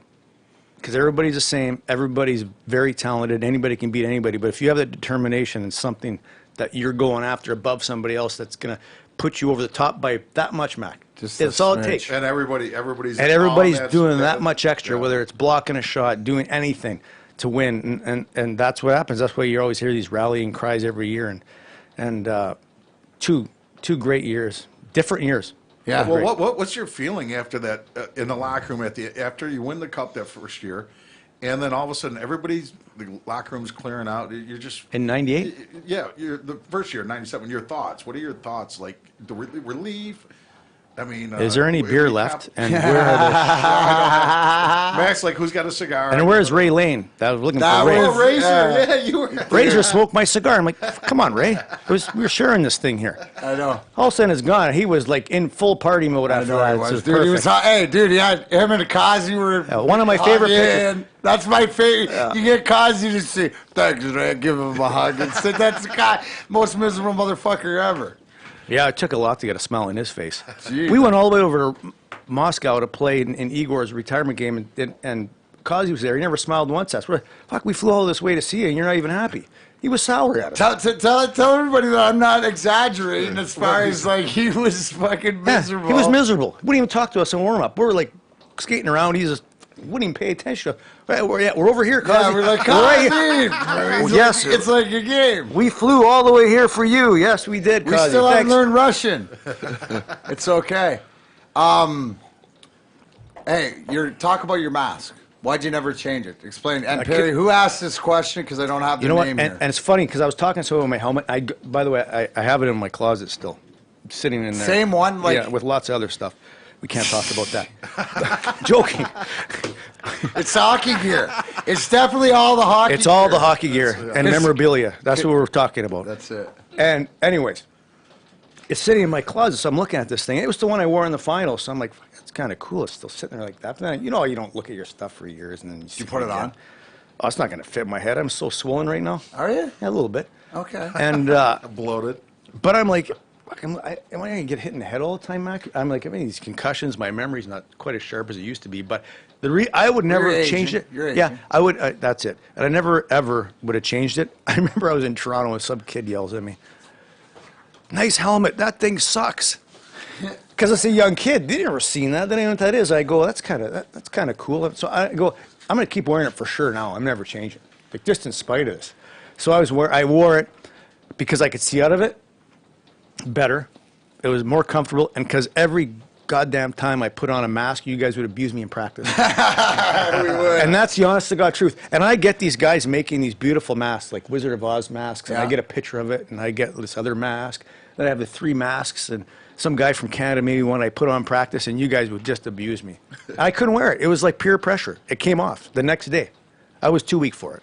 So I didn't wear it. And it was like too comfortable. And then I admit, when Rick DiPietro wore that helmet in New Jersey, I was sour. I'm like, you can't wear that. He's got to get he's got to get a pass to wear it. He's got to call me to wear it. I know Rick from Long Island, but he had to wear it because something was going on with his head or something. Yeah. And he should still, he can't be the last guy to wear it. You had the grandfather, right? Yeah, you got a grandfather. No, you should have had a patent on that. You got to okay it. I mean, it's like Jacques Plante. You're sort of like on the way out. Like Craig McTavish, remember, last guy without the bucket? Yeah. Yeah, they grandfathered him. Right? I We did a played against signing them. in Toronto, and some guy had 6 of them. And he said that every one I had was sold somewhere. So if I wore it and I changed it into new ones, because Paul Boyer, nowhere will I, would go on eBay, go on the computer, and we'd sit in his office and search for pieces to build them. And then we'd paint them red. We'd make them, and some are good. That one, my last one was really good. Paul did an outstanding job. And I would never, ever put my neck guard there. I'd never put the plastic on there because it irritated me and because I'm superstitious a little bit too. But we're not going to. I wasn't a crazy goalie, by the way. No, you were the most. But you're I put You're the string- sanest. Yeah. You're the sanest, and you're a lunatic. Yeah. But you're the sanest goalie. Like I always tell everybody that you're not like you're a hybrid sort of way because you're right along the lines and you're a little bit different. I'd But put yeah. string on there. It would always get knocked off. Yeah. Oh, I remember seeing that a lot. And Paul Boyer would come to the bench and Scotty would be yelling at him because we'd be on fire sometimes and I'd kill the vibe of the team because Paul's trying to fix this thing. His hands would be shaking so much, and then I purposely move my head away so it would take longer. And he'd be, stay still, and I would like move away farther and farther. Scotty'd be losing it on him, yelling at him. Now that's a great Ozzy. That's a great segue into. I tell everybody what a jokester, prankster you are. I might let everybody know that maybe you enjoyed sewing my car keys into my pockets a bunch of times. I gotta tell you, the best trick I ever had on me. These guys in Long Island got me. It all came back around. We'll come to some of my stories after, but Yeah. these young guys, Steve Webb, you know him. Yeah, oh yeah, Sean Bates, Mark Parrish, yeah. Eric Cairns. Carrot. Oh, So I'm in Long Island. All these guys. Now, So I'm the oldest guy there with my wife, and they call my wife Lovey from Gilligan's Island, and call me Thurston and Lovey because we're so old. And I drove around in an old Lexus, just a gray one, just grizzled. And these guys were young guys who were having Bud Light parties with kegs, and they knew all these guys. And I went from Detroit, where I was one of the youngest guys, Yeah. to Long Island, where I was the oldest guy. And they're calling me it was the Thurston same Howell. thing in Calgary. Old Grey Which Book. was awesome. It was fun. It was. Something totally different. And so so now we're doing pranks back and forth, and Snowy and I, Garth Snow, we're the goalies. We're playing tricks on these guys. Well, I'm driving home one day. I'm on the Long Island Expressway. Now, you know traffic in New York is terrible. Well, these guys took my underwear and coated them in A535. Oh. My balls almost burnt off that day. A535 is like hot. And hot, I hot was heat. stuck in traffic in a full sweat, and I thought my balls were going to burn off. And I said to myself, I wasn't mad. I'm like, that's one of the best fucking tricks I've ever had. Ever. And I'm sour I didn't do it. And it was so good. I went back, and I just sat in the room. I just gave him a little clap. I go, it's coming back some point, but I don't know when. Then I go out, after I said that to him, I go to my car. It's filled with styrofoam pieces to the roof. They got me again. Then I go back, I get this all out. I remember I opened my car doors in front of the Nassau Coliseum, and it fucking blowing everywhere. And sure as shit, here comes Mike Milbury, and his car comes flying up, and he goes, all he does is, Mike Milbury, right? Opens the door and goes, what is fucking wrong with you? And he takes off. Like it's me. And then I go home, and that night, they toilet paper my truck and fucking put like foam underneath my thing. They got me 3 days in a row. I'm like, that's payback for all the stuff I've ever done. And they got me better than anybody ever has. Absolutely. But the thing in the underwear, that's number one all what's time. What's the best prank you've done? Because I mean, when did you I used to become a prankster? I used to put Vaseline and foam in Paul Boyer's phone. This is back when the cell phones were obsolete. So that's back when you have the old phones, right? You'd have like line 1, 2, 3. So if Paul Boyer was line 1, John Wharton would be line 4. So I'd grab Paul Boyer's phone and call John Wharton, and he'd be like in a panic, like stretching guys. I'd call him, whoop, grab his phone, all Vaseline and foam all over his face. And I look like, here's fucking Ozzy on the other end. Like, if I wasn't playing, look out. It was on. Oh, dude, like, Ozzy's, whatever it is. I tied Dave you Lewis's get the shoe. security guy tie his shoelace to the extra chair, and you walk in. But tell this story, okay? Your bachelor party, we go golfing with your buddy from home. I was just telling you a story somebody the other day. Right? Wait, okay, so Ozzy brought it up earlier in the program, right? I am one of the best so, Sharpie marker guys ever to live on this face of the earth. I will I'll let wait you tell. I will let you tell them about the times you got me. I can't outweight anybody now, but back in the day I could. And you used to outweight me, so he'd mark me at the back of the post one night, and I'd always crash at their house. I was too easy. Let's be honest with you. Easy target. Let's be honest here. I mean, and that's not saying anything bad about Mac. Mac just like to have a really good time back there. I still do. Just a little bit different. Good for you. Thank you. So we were having a golf, and it was your bachelor party. We're going. What a time that was! What a setup. So his partner in crime on the team was him and Maltz, and they'd sit on the plane together, and they'd just fucking drink fucking Bud Lights after the game and connive and fucking whatever. How they were all gonna do everything else, but Neil Little, who was the goaltender. Played in the minors and Philly system for years. Is he still scouting? Or he's scouting for Florida now. He's still legend. Anyways, we call him Les. He's a legend. So these guys grew up. They're lifetime buddies and shit. So he comes in. We hang this. I gotta tell us. Sorry, Matt. Go ahead. We're in this goalie named Nick Duvis. So when you're in summer league, there's always the goalie that makes you look bad. So Neil and I are supposed to be the AHL pro goalies, really good. This guy was had the old. The old square goalie pads on, like Mike Liut wore, and best pad stack ever, Vluch. This guy was unbelievable. He'd always make Neil and I look bad in summer league, and then Ken Holland would always say, "Nick Duvis is way better than you two. Look at him." So Neil and I are like, "Fuck this guy, we're gonna get him." So we took his gear, long ropes, tied it, threw it over the rafters, and hung his gear from the top of the arena. So he comes there, no gear, and we hung it up top so he couldn't play that night because we'd had enough of the bad reviews. We didn't need this anymore because he'd outplay us every game. He'd have 4 teams, and he beat us every year in this little league they had in Medicine Hat, where Kelly Rudy played out in it, actually. And this guy was unreal, and we had enough. So we went into the rink, Medicine Hat Arena, and hung all his gear from the rafters and just left it up there, and it hung up there so we couldn't play that night. So we finally looked half decent. So that's kind of where it all started. You do, but so anyways, we're having this golf. So you had your buddies in, and what was your? I don't want to ruin the story. What was your buddy's name? Oh, Rick Geisel. Rick, yeah. So Geisel, and like he said, we're playing golf the next day, and he passes out. I want you to tell a story. When I am a boozer on his legs. Yeah, exactly.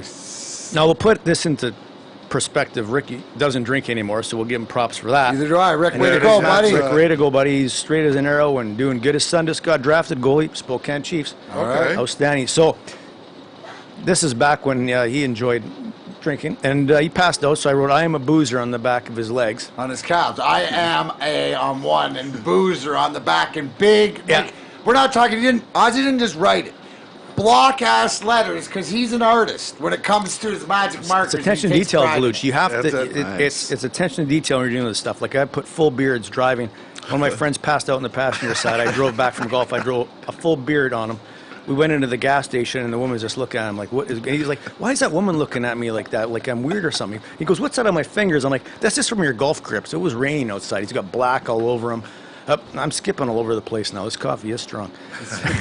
And now we're back to I'm a boozer. So then we go to that halfway house. We're out. I think we're at Orchards or something. Yeah. No, we were up north with. Rick, and he's got 2 bags of beer on his shoulders. Yeah. And I got the picture at home. I just looked at it this summer when I was in Canada, and he's walking with it. Now it's a contradiction, the thing now. And he's got 2 huge bags of beer, and I am a boozer on the back of his calves, and he doesn't know for the whole round. Doesn't know. The 17th and hole. And the cart girl fucked it up. Went. Can I get you anything, boozer? And he's like, "What?" He says, "Well, that's your name, right? On the back of your calves the whole day." I was still laughing.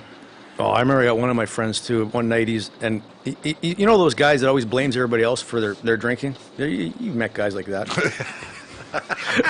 I don't blame anybody else for my drink. So I drew now he had a mustache, but I put a full beard on him, and so he comes out to breakfast the next morning. He's like, "Oh, boys, you guys were still out of control last night, weren't you? Oh, that Joey, geez, he was sure drinking. I took it easy last night." So he's trying to tell everybody he's got a full beard. He doesn't even know it for like 4 hours. But he's explained to everybody how he never drank and everybody else was really drinking. Yeah. Oh my God! And then he finally went to the mirror right away. Ozzy, I stormed after him.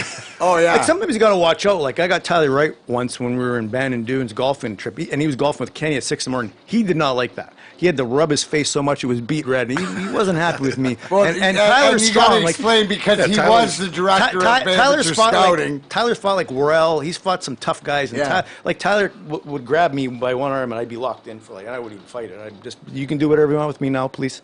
Yeah. and I got him and I said to myself, check Tyler's off the list of ever writing on his face or anywhere else again.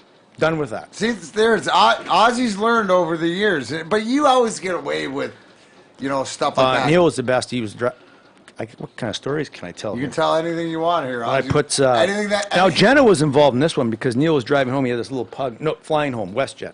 Yeah.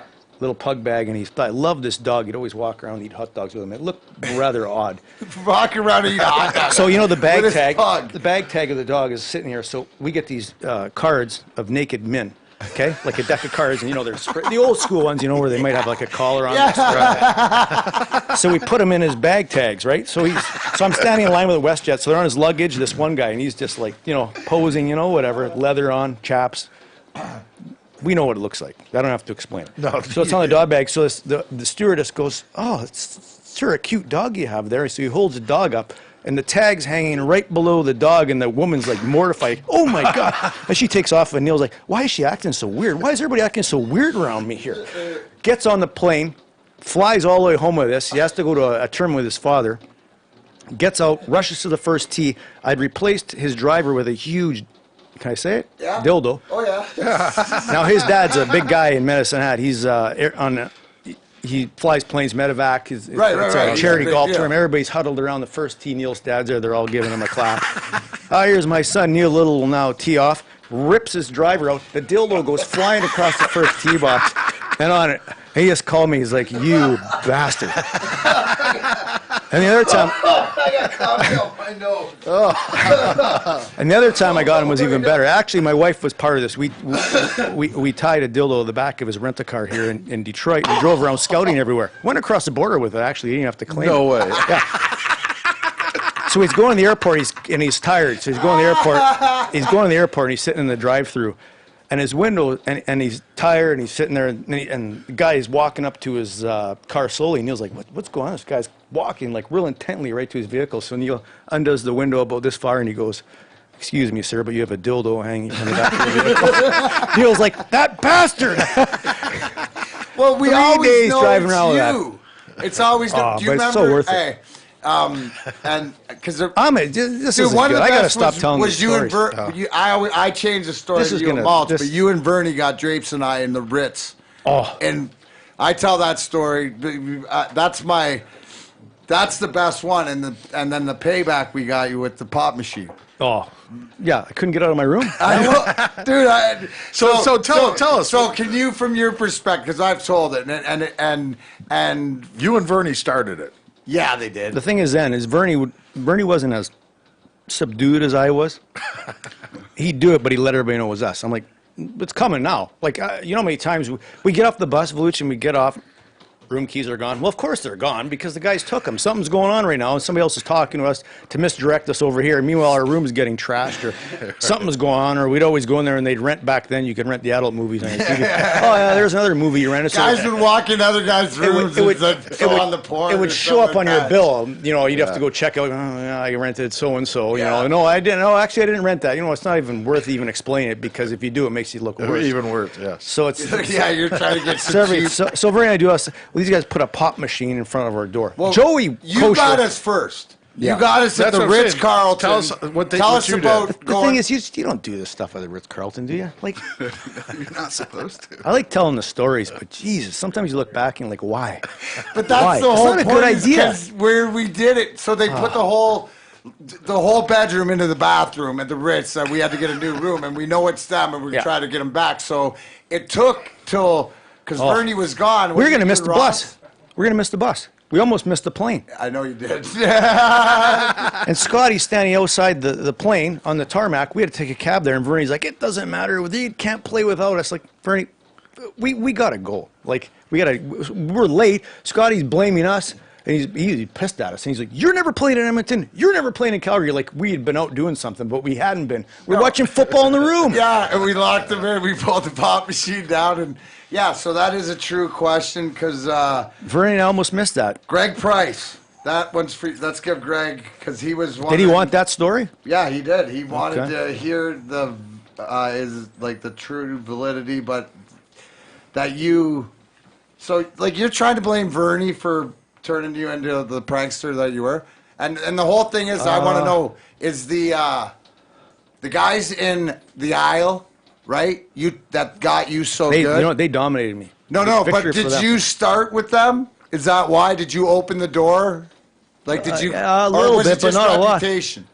A little of both. And Yeah, Snowy you and got I it. would try doing stuff. I like the Norm Miracle. I'd put an old CD case inside his blocker, and he thought his blocker was always broken, so he's doing that. I cutting guys' sticks just enough. The puck would hit his stick and it would break. Norm. You torture. There's some younger guys who just torture and explain because if Ozzy didn't play, if Ozzy had a night off, you just better hope you weren't on his list. Tied Dave Lewis's shoe to the goalie stool on the bench. He went to leave the bench. It was ricocheting around. He couldn't get off. One of my, then you obviously do the things where you thread through the magazines, put guys' heads on certain guys. You're the king. Wait, hold on. You got to know this, okay? Full wall in the back room. Wait, not even full wall. I couldn't believe. I was so pissed when they took that down. I know, but John Hahn took it down because they didn't want anybody to see it. And there was nothing revealing on there. No, there wasn't anything good. It's Ozzy's the king at taking. It's like photoshopping back in the day when it was like manually. Like so for example, it'd be like old school. Right, you Like, have for to cut example- out pictures and glue it, and he used to do faces. Like, for example, if I was in really that much better shape than my goalie partner, there'd be a one-on-one photo with the guy ripped my head on him and the other goalie said, I'm not going to go with any names, other head on the other guy. Right. That one got me in a little bit of hot water. Every now and then the guys didn't like it, so I didn't know who I could put up there and who I couldn't. But most of the time, the guys are pretty good about it. Hey, how about the best one I said? Remember the Chuck Norris drapes in Pittsburgh? The best. Hey, because that one We used got to that. sit at the back. It was Yeah. so. That was my whole Yeah. warm-up was to get that picture out of the stands. Didn't even care about stopping the puck. It was all, I need that Chuck Norris picture Yeah, now. it was like so good. It's Drapes' photo as Chuck Norris. That's it was class. He so- is Chuck Norris, though. He is. No, he's the real Chuck Norris. He is the real Chuck Norris. Josh, why don't you tell us what's going on with the Russian Five? And this past Monday, Sergei Fedorov, Igor Larionov, Slavkov Fetisov. were in New York. No, well, they were in Moscow. Oh, they were in Moscow. On Monday. Excuse me. And Jenny was in Moscow. Yeah. To do a press conference to announce that we were having Dan was there. We're having our Russian premiere in Moscow, September 22nd. Wow, and everybody's excited at the. So what's that like? If you've been talking to Jenny, as far as was it because it was not that you were worried about what was going on at the reception, but now that the guys see them behind it, and what has she said? Like coming out of the press conference, what was the feedback? So we'll find out when they actually see it. I mean, I know Igor's seen it, but to see it with the crowd, as you can attest to, is a completely different experience. So that'll be really awesome. Slava Fetisov will be there. Sergei's going to try to be there. Hopefully Kazi will be able to make it out. So that's going on the 22nd. But even before that, the Wings are going to be in Traverse City this weekend for training camp. So are we. The State Theater is going to play the Russian Five all weekend, one screening a day. Friday, Saturday, Sunday, Monday. And then next week we're going to be playing it at the Birmingham Theater all week. Because next Thursday, Slava Fetisov is coming to town, and we're going to be doing a special event, sort of a little private thing at, Ernst Ben's showroom. We're doing a special limited edition, the Russian 5 watch, and all of the proceeds for these watches are going to go to Vladimir Konstantinov. That's awesome. So, and we're going to have some really, really cool special auction items. That money will go to him as well, including some jerseys signed by. We've got 4 of the 5 signatures so far, so we're going to hopefully get Vladdy's on it as well, and we'll have some auctioned off jerseys of all 5 Russian 5 signing. That's awesome. I mean, it just keeps, and that's the whole thing, is that the fact that I believe that, it's a movie that is, a story that gets stronger and stronger, because it's a people story. It's about the people and the sacrifice and what you can accomplish, no matter what language, what color, what religion, where you're from. If you truly love the person next to you, there's so much that can be accomplished. And again, Josh, I always say thank you for putting that and going through all the stuff and making it available. Well, thank you guys for being a part of it and living it. No worries. Well, also here at Grind Time, we're proud to announce fine folks at My Pillow. Do you have a My Pillow, Oz? I think I might have one, actually. Yeah, you should, because My Pillow, they're on Janet board. buys me these good pillows all the time. Yeah. And then I lose them. I don't know about my girls. They take them. Well, they're in college and They're stuff in college now. stuff. But yeah, you know what? I have used one of those. Well, good. Well, if you need any more, and you tell the Bearcat too, right now you can get 2 My The Pillows Bearcat. for the very low price of $69.98, but only if you use a promo code DMAC. Go to mypillow.com and pick up a new set of Giza sheets or a My Pillow dog bed, because Ozzy, I had 2 bulldogs that we had to put down, and I took their dog beds. I got a And the dog My right now. Pillow dog beds are phenomenal. I just got a dog, Lewis. You do? What kind? I should. Oh, Did you name him after Dave? it's like a poodle mix with schnauzer. Oh, so look. Snoodle. Snoodle. That's what you got it. Snoodle. See? Well, you know, if your Snoodle needs a dog bed, just make sure they use the promo code DMAC when checking out mypillow.com. Yes. Thank you, Mike Lindell. Well, thank you. That's awesome, Josh. So, what do you remember, Oz, like the 3 cups? The 3 cups that you have, or do you have your favorite memories, or I know what I want. Joe Louis. Do you have a Joe Louis Arena memory like that you think back? Well, there's so many. We could come back and do that whole thing. Tons. I would say my first game. Awesome stepping on that ice. You think of Maple Leaf Gardens. I mean, you and I played the last year of all those buildings, so we got. I know, dude. Wasn't that cool? Like Perfect Chicago timing. Yeah, Stadium. Chicago Stadium. Boston was atrocious. Like, Awesome. I mean, how was Boston as a all these arenas, the press box and dressing rooms were an afterthought. right? And Even Joe tight, Louis. But it was cool how they were, and even Joe Louis. But I'm still a big fan of hockey arenas. That's what they were. You're there for hockey, for drinking beer, and trying to go to the bathroom because they were so packed. Amen. And it was just about the game. And but Joe Louis, Stevie's goal in overtime, Game 7 against St. Louis, because I had a perfect view of it. And I see the highlights always from the other direction. I'm like, that direction sucks. My direction was the best. Oh, dude, 'Cause I right could see it. underneath Wayne that. Gretzky, great player, dropped past the neutral zone, and Stevie ate it up right on it. Just a rocket shot with one of those old wood sticks like only he could, top shelf. John Casey, who was in because Grant Fuhr got injured, was on his head. the entire- Unbelievable. Unbelievable, the whole series. Absolutely, in Game 7, crazy, one of the best games I've ever seen. And absolutely outstanding goal there. I would say your goal. Yeah. Like, I'm not saying because I'm here. No. Because I had a good view of that too, right first row again, and but that was great just because of the circumstances of when it happened. Because when you're only up, we were only up by a goal, maybe Yeah. 2 at the time. You never know what's going to happen. All of a sudden, you go back to Philly. When you're in a series, people don't understand. If you lose one game, it starts to mount and gets more and more difficult to win that last game. So you want to end it right now.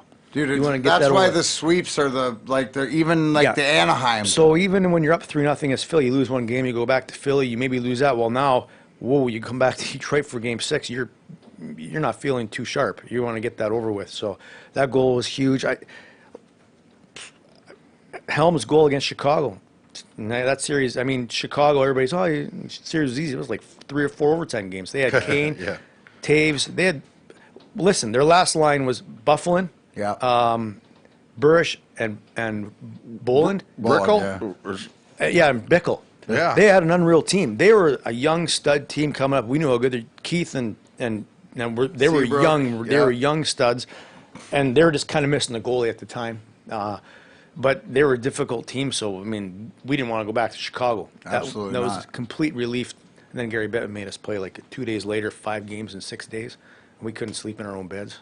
I'm That's pretty joking. much- I was yeah, joking. that's- But all of a sudden we got penalized for winning early. Remember we had to play right against Pittsburgh and we played back-to-back. We ended up playing all these games in a row. We ran out of gas in the end there. But other moments, probably on the ice, the last day of the Joe, probably with all the guys out there. Yeah, It that was cool, wasn't it? And the stands. I remember I was sitting, I was doing that game for Fox, and thankfully Brady and the guys at Fox let me not do that game so I could go hang out. So I went and actually sat in my seats for the last like 5 minutes of the game. It was awesome. Cool. Just watching the game end, and the fans were fired up. Shane scores 2 goals, first 2 of the year. I know. But it was cool, like from that perspective, watching games. I like sitting in the stands and watching games and hanging out with, you know, my kids and stuff. Different perspective, and you're with the fans and you're with the ushers and all the people that you know there. That's kind of what I miss about the Joe. Is it was you knew everybody. Family. And it was like We a all grew family. up together. It was like you could say hi around every corner you went because you knew who it was, and it was great. Hugs and kisses everywhere in that building, and miss it for sure. Geez, man, there's so many in there. I'd say my first game against Columbus in the playoffs, because my regular season sucked so bad that year, and maybe they'll play Ty Conklin that year, and we'd won Right. the year before, and I'm like, I just want to play the playoffs. When you get older, and I know it sounds bad, but the regular season's long, man. It's long, and I wasn't ready for it, and I didn't get myself in that space where I could do it, and I was hit or miss all season, and I had some bad stretches, but I knew like when the playoffs started, I'd be ready to go, Right. because I want to play the playoffs. And that's where sometimes coaches get this misconception, but they don't care what you did last year. They care what you're doing now. And if you're not performing, how are they going to put you in? You got to understand that too. So that game probably, because I just want to show everybody, hey, listen, I can play. I'm going to play in the playoffs. I'm going to play good. So that was a big game. I think we won 3-0, or 3-1 maybe, or something, or 4-1. You think of like return of guys, like when you returned from your first game at the Joe. Yeah, that was sweet. Dude, and I always, the one thing is when you think the of, like- Bob started the grind line, which I thought was which classic. was cool. It's not necessarily the big wins and the losses, and more than it's just like little moments that are real cool. Someone retire Stevie's number there. When you're on the ice with a cup, the ceremony. In the room, when we won the cup in '97 was cool, and then all of a sudden I'm in the Olympia room. I don't know how I ended up in there. All of a sudden the door 'Cause opened. that's where and the beer was. Yeah, all of a sudden I was in there for some particular reason. All your gear on. Yeah, I had no gear. I lost my gear. I had no gear for the next year. And I hate new gear. Oh, yeah, that's the whole. Obviously, if you still got your helmet in. Yeah, and probably the parades. Awesome. Yeah. It's yeah. unbelievable. How about, I got a question for you because I want to show you that. Do you remember, because you do have a goal. Yeah, Hartford. Just, I remember it. well, You take a look right there's here. a full backstory to this thing, too. And Let's hear it. Well, before the Hartford game, and it's in the mall. The dressing room was not It's in the fantastic. mall. It's in the mall. Yeah, It's in the And mall. I told Drapes I was going to score a goal, and Drapes was hurt or not feeling sharp that game, so he wasn't playing. And he's like, "No, you're not." I said, "Drapes, I think I'm going to score tonight." Not joking around. So he was walking down from the press box in Hartford down to the dressing room, and Drapes missed this. He did. And then he's in the corner of the rink, and back in those old buildings, the glass was never uniform. You know, it had the huge cracks in it. And Drapes' lips were through. Did you score? You scored? I go, yep, I scored, Drapes. And back then, they show the highlight on the Jumbotron, but they're so bad you can't really see it, right? Right. So Drapes didn't believe it until I said, yeah, I scored. So Drapes missed that. He had to see it afterwards. That's unbelievable. That's unbelievable. But like, that was a perfect, opportunity. And that's one of the things that, you were always good at, is handling the puck. And I think you take, the way that game was is that. Yeah, it can go both ways. Did you used to? Well, hey, listen, really, Dom was the worst ever. Oh, but he thought he was great. Stay in your net. And he loved trying to play it, didn't he? Dude, it was like, that was the best play for anybody love when- against us. When Dom would go to that, the whole bench would be, stay in your net. My favorite is in practice, you shoot off the glass. Ozzy, Dom shot it off the glass. Like, it's like a little kid when you're playing minor hockey, you finally get wristed off the glass. Right, and you it's a can big lift deal. it. You can lift it. I'm like, all right, Oh, my Dom. God. You loved it. That's raised funny. it. Were you practicing? In practice, I scored did you junior. mess around? Yeah, Oh, all the you time, scored yeah. in juniors too. Well, we talked about Neil Little before. We were partners in bantam, midget, all the way along, and then in junior. Well, during drills, so we'd have a bet for either it'd be say lunch or whatever it was for.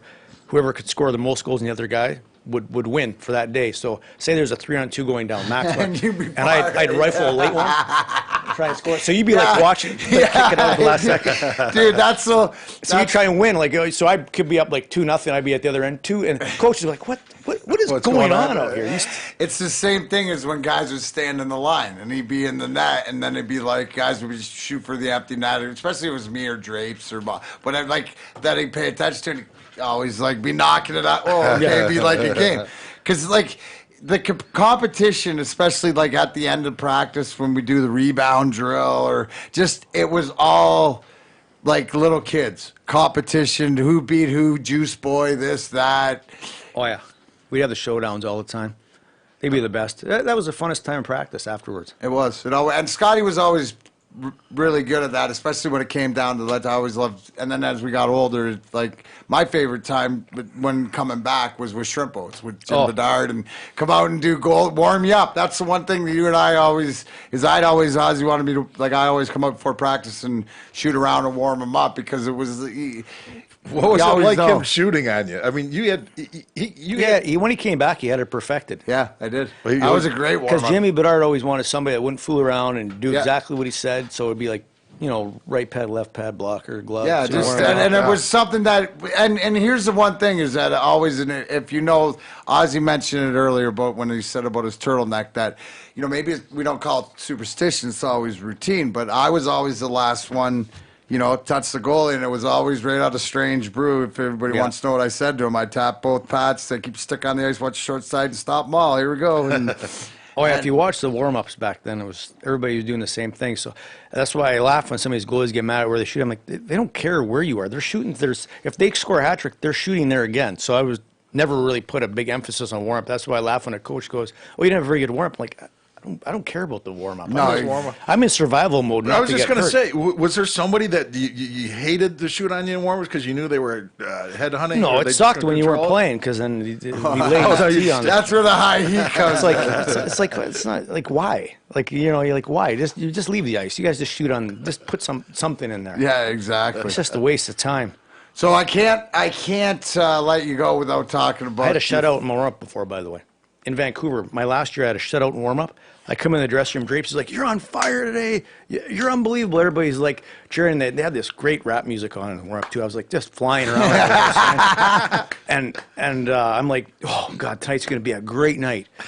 Oh yeah, 3 goals on. That was in Calgary. 3 goals and 4 shots in Vancouver.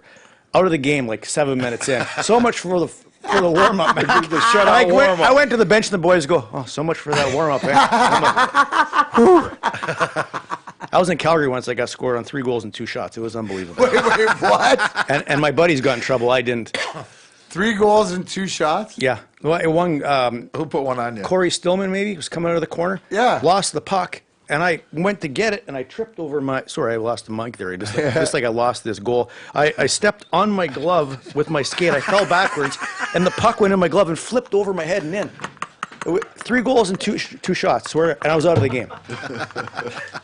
It was unbelievable.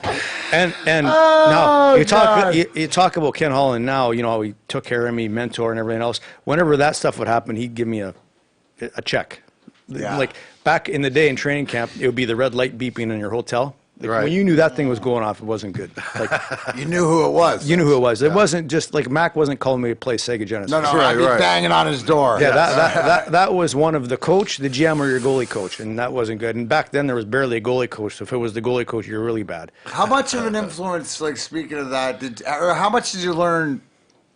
Like because the emphasis, like you said, when we first came in, you learned more from your goalie guys or your summer didn't have a goalie, but near the end it had one where now they have coaches for everything. Yeah, well, we grew up as pretty simple. Right? You work hard, you put in the work, you take care of yourself, you're ready for camp, you be a good teammate. Yeah. I mean, one of the best quotes I've ever seen.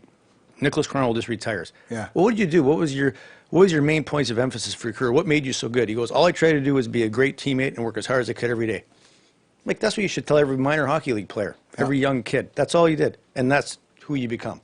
Yeah. And I thought that was so simple, but carried so much clout. So Croner. And it was so awesome that he just said that, and I wrote it down. I mean, that's something that's going to live forever to me, and that's really That's all I try to do. And I think of all the goalie coaches. I had Billy Smith for the Islanders, and he'd be like, I've had a bad game. Billy's looking around like, all right, I'll meet you across the street at the Marriott. We'll talk about that there. No, to that point, it's not good because to me, and then I had a lot of different guys, and now these guys have spreadsheets about where, and it's changed, the analytics and the way the game is played. But the goalies are really analyzed where you're making saves from this section of the ice. And to me, I think what Jim Bedard does is perfect. He keeps you ready. He keeps you keeps your game where it needs to be successful without overdoing it. Yeah. Bad goals are going to go in. Yeah. That sheet's not going to help it. No. Because it went off, came from the sixth quadrant in the offensive zone and went in the lower left side. But you were in this move. Well, I see more goals going from the short side now than I ever have. And before it was like, well, if the guy shoots a bad angle, don't let it in. And cover it up, make sure you're covering him in low. But Jim Bedard, it was repetition, doing the same thing over and over again to the extent where you weren't even thinking. And that's what he did, where you went into these games and it just happened. And he wasn't nitpicking. He just quietly fixed your game here and there. But you do that in practice, and you'd have a guy like Mac shooting on you 50 times in a row at doing that. So then when you went into a game, you were that much better. You weren't even thinking. So I was always a simple guy. You speak of Kent Holland. He was actually labeled as my goalie coach when I first came to Detroit. He had assistant general manager, goaltending coach. Kent Holland was hilarious. Then it went to Dave Pryor. Yeah. And then who was in Washington when we played him. Right. And then Jim Bedard came after we won in '97. So in Trimpo, so what a beauty he is. Oh, love the guy to death. He's the best. And, Jimmy? Now he's working. Jim Dallas, Mills took him to Dallas, so he's in Austin though. And usually the minor league affiliates in baseball, they always have pitching coaches there all year. In hockey, that's not the case. They have a guy there for 10 days, maybe 14. And I'm always like, well, you guys are always saying you can't find goalies. You should invest more in these guys. And I think Jim Bedard's kind of invented a new job. He's a veteran goalie coach that's won cups. Well, now he's with the young guys. Yeah. And it pays dividends having a guy like that there. And he does a great job in Austin, Texas. And he spruced his golf game up. Now I can't beat him, which is, I don't want to say. I'm coming after you, Jimmy, if you're listening out there somewhere. Shrimp boats. Yeah, exactly. That's awesome. Well, as you can see, I put on the Miracle Flow hat, so that means it must be the Miracle Flow fight of the night. And Ozzy, because you're my guest, you got one goal and you got one fight. Is that right? Yeah, that's it. I can't do any better than that, Mac. That's now, 1-1. Now, will you take me through for everybody there? Because, well, first of all, Igor Larionov started this, which is shocking to start with. Again? This is you. Yeah. Yeah, I think it was him, wasn't it? No, he started mine. See how the memory goes? That helmet again, Max. I got it. He started mine, but you had to come up. Who started this? Well, this is your fight, because Bernie fought Wah when Iggy started it. Okay. We'll have to play it out and have you replay. Well, I see Kozlov there. Darren Pang's doing this. I just what come are you out thinking there. there? I'm not thinking much. You're thinking of being a great teammate, right? Yeah, I think I'm getting my helmet off and everything off first. I didn't want to fight with my helmet on or my gloves. And I never fought before, but from watching guys like you, Proby, I can't throw a left if there's nothing on that, man. But it doesn't matter, but you started with I'm going to throw the left to set it up for a right. That's what you did. And those things were just barely glancing. That was like a butterfly landing on your cheek, man. So you watched me punch guys. Yeah, so I started with my left just to see if I could open up the right. And then I remember being exhausted, within 30 seconds. I was gassed. Never did that before. You got to train for that stuff. Well, I was gassed. Then I was just trying to get him to the ground. I remember Scotty coming right up to the bench and yelling at him that he was going to get Patrick Waugh. He was mad at Patrick Waugh for thinking he did all this stuff. And Scotty bumped everybody aside. And then my favorite thing about that is the picture is everybody's laughing on the bench when I'm fighting. Everybody's smiling. Oh, dude, there's Isis. You got that picture? Yeah, and Tony Colucci. Oh, no, not that. Wait, hold on. Who's got? We need that. But wait, who had? Oh, right here. Cindy had it. Right there. Yeah, there it is. Scotty's right down there. That's me. I'm yelling. Where? Like crazy. My helmet. Yeah, there you are. Yeah. Is that Terry Gregson? It could be. I think it was, yeah. Think about all the refs. Oh, he tried to jump in there, I think. Did he? Actually, so there's another video that shows it in the replay. Yeah. It shows you standing, waiting, and then finally it shows you gearing down, and then jumping in there, and you you do lead with the left, which surprised the hell out of me. So it was a nice setup. So Those are just pretend watching. ones. He did. He said he paid attention to Hey, you. look at this. Is this a draft photo? Look at that mean look. Look at that mean mug. Yeah. Holy cow. That's your draft photo? You look. That's How old's Max? That's like a WWF photo from 1982. That's what it looks like. Like I'm trying to be mean. You look like. But I've never ever really look at that photo. What is that? I can't bro? believe I don't have a mock on. That's the thing. That's bull. I can't You believe. you wouldn't go anywhere without a mock. Listen, Is it? when Tiger won the Masters of that mock, I was the happiest guy in the world because I knew they were it's, coming back. I love That's. it. I love it. Anyways, the fight of the night. I wore it a few times. I'm not afraid to wear two mocks at once, Klooch. I'll put two on. That's pretty impressive. Mock Yeah, two, that's and that's Mach not the 2. razor. That's the Miracle Flow Look fight at of the that. night. Hold on. That's the only hair care products for guys with majestic flow and those who want it. Miracle Flow is specially formulated for athletes with longer hair to help rejuvenate the flow after the beating it takes in your sweaty helmet. Miracle Flow, bro. I got to get you some of this because I got my own grind time Miracle Flow. Products with flow for guys by guys with flow. Our shampoo is used by NHL, MLB, lacrosse, NFL, D1 athletes, and more. Remember, Miracle Flow, it's not just a hairstyle, it's a lifestyle. MiracleGrowHair.com, Instagram, Miracle Flow. Check it out on Instagram. The greatest mullets you'll ever see in one of the best Instagram mullet sites ever. Shout out to you, Phil. And it's Miracle Flow, not Miracle Grow. Otherwise, I'd be using it. Well, you said grow in there one time. Chia, Perry. Perry, just stay like you are. You're perfect, just like that. Yeah. I don't want What to. is- Don't try to be somebody you're not going to be. I've learned that over time. Did you? Oh, That's yeah. it. That's Okay. exactly where. Shit, words of wisdom from where it Ozzy, goes. man. Yeah, like when you're reffing up in Traverse City, Yeah. and the net comes off and you count the goal.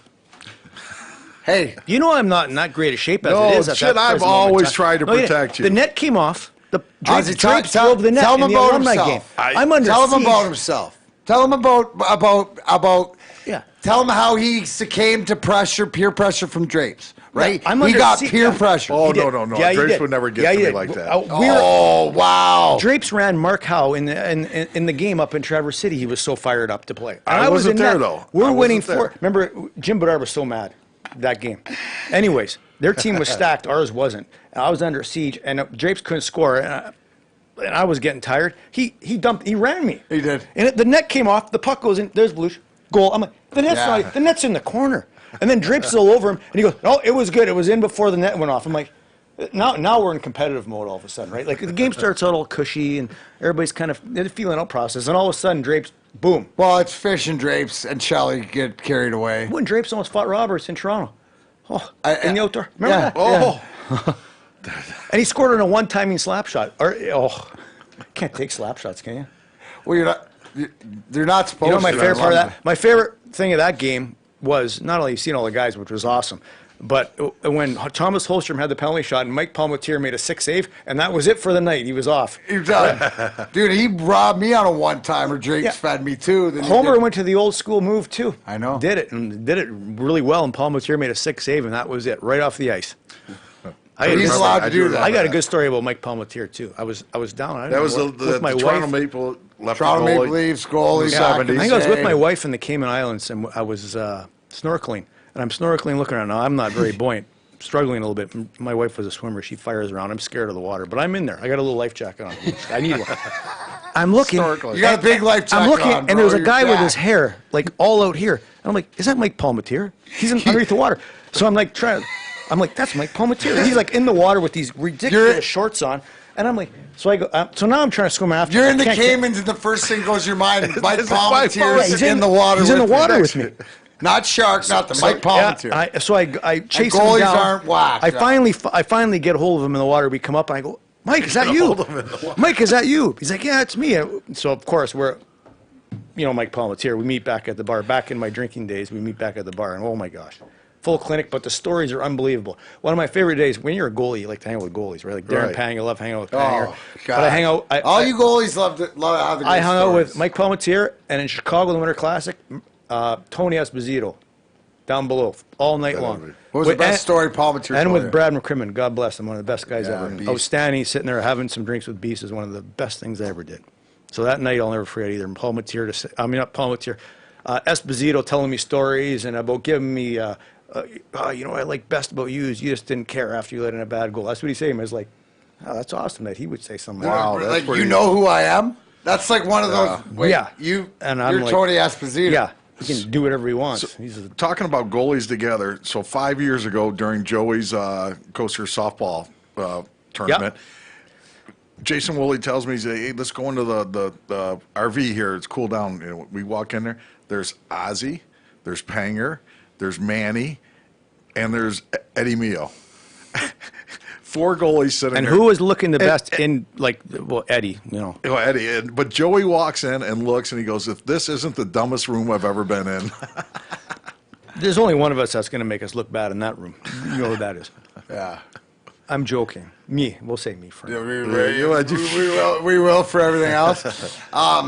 No, that's awesome. So other than coaching kids hockey, doing how many games do you know your schedule for the year? How does that work, or do you go month to month with the? No, we with work Fox it out. Sports? I'll ask for certain tournaments off so I can coach my son's team.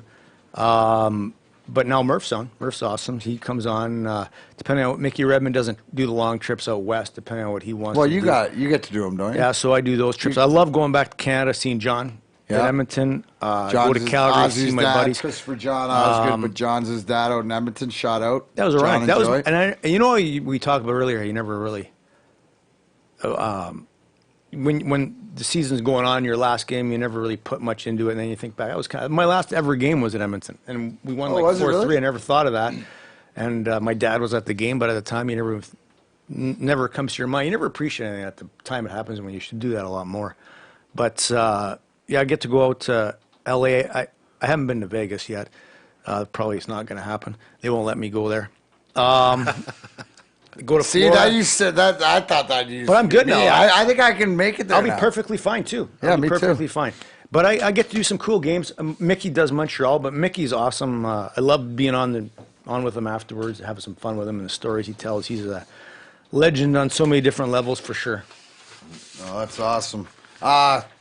Quick. Are we going off? Soon. Okay. Yeah. But I mean, we got to save some stories for I have- next time. yeah. We're gonna have. I got one Maltby story I can tell as we're going off, and then we can send it into the. Okay, Now the sun's down for I sure. will keep that too. But no, because the next time you have in, I'm gonna have the power. Do you want me to save it? Okay, No, I'll save it. I don't I'll want you save to it. save I it. can I want save you it. to. I want you to out it. Go ahead and tell it now. Yeah, I let's can't hear tell. about malts. Let's hear about hey, malts. Seriously, So malts. out malts. Love malts. for We starters. all love malts. And it's not a bad. That's not setting list? malts up for something bad. But Maltz has hurt his shoulders last year. Yeah. Couldn't play. Really hurt it bad. He had to get surgery. It was kind of the same thing for me. He was probably going to retire at the time. We're playing Ottawa in the afternoon hockey in Canada, like 1 o'clock game. Maybe it was 3. Maltz wasn't supposed to play. Right. He was at a charity event the night before with his wife at Lockmore golf course. And Penitentiary. yeah, I hate that course. Always He overhanging always called the branches. penitentiary because You'd hit a good end shot. up on. You'd hit a good shot. It burner. would hit. Yeah, I put more balls in the residential. Too many area car there. passes for you, bro. Oh, and everything went left to right, and I go right to left. Yeah. So it wasn't a good hookup for me. Anyways, so Maltz is in the sauna. We're in the sauna and we're stretching out, and after the pregame, not pregame, so we're in the morning. And Babs comes in. Somebody couldn't play, or somebody said, "Maltz, you're in." Kicks him. Maltz is like, "Jeez, I was like," he was, at his event, not feeling particularly 100% that day. We'll put it that way. So Maltz can barely. His shoulder's done, Mac. He's done. So when the game starts, Maltz takes a backhander on Anderson. Fans on it, but as a goalie, you fan on it, it's almost worse. It's like a change-up in baseball. Through his legs, Maltz scores. The whole bench erupts because Maltz is like barely played.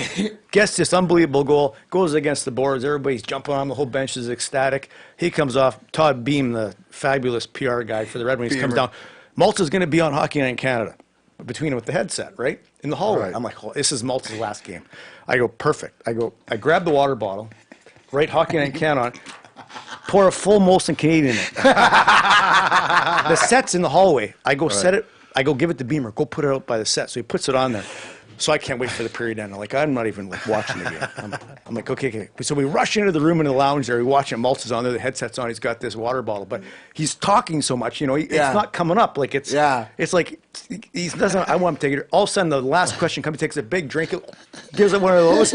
All I can hear, from I'm in the dressing room by where the training room is. I can hear him, fucking Aussie. This guy came storming down, and he was mad. Threw the water bottle. You can't put beer in my water bottle like that. And he loved it. Molson Canadian. Todd Beam still has that water bottle in his office, a legendary water bottle. That's Moltz's last game he ever played. A goal and a beer. Who can say that? Yeah, there you go. Yeah. Yeah. Kurt Maltby. God, I love we it. love him. We love him. That story. Part of the grind line. Hey, that story, grind lines, Chris Osgood, Kurt Maltby, Spencer. It's nice when you two go at each other instead of all the rest of us over the times, but. That was brought to you by the Jeffrey Group and Rhonda Monet of Gold Star Mortgage. Whether you're a first-time home buyer or simply making a move, give yourself a distinct advantage in this fiercely competitive market and put a winning team behind you. The Jeffrey Group of America Integrity, yeah.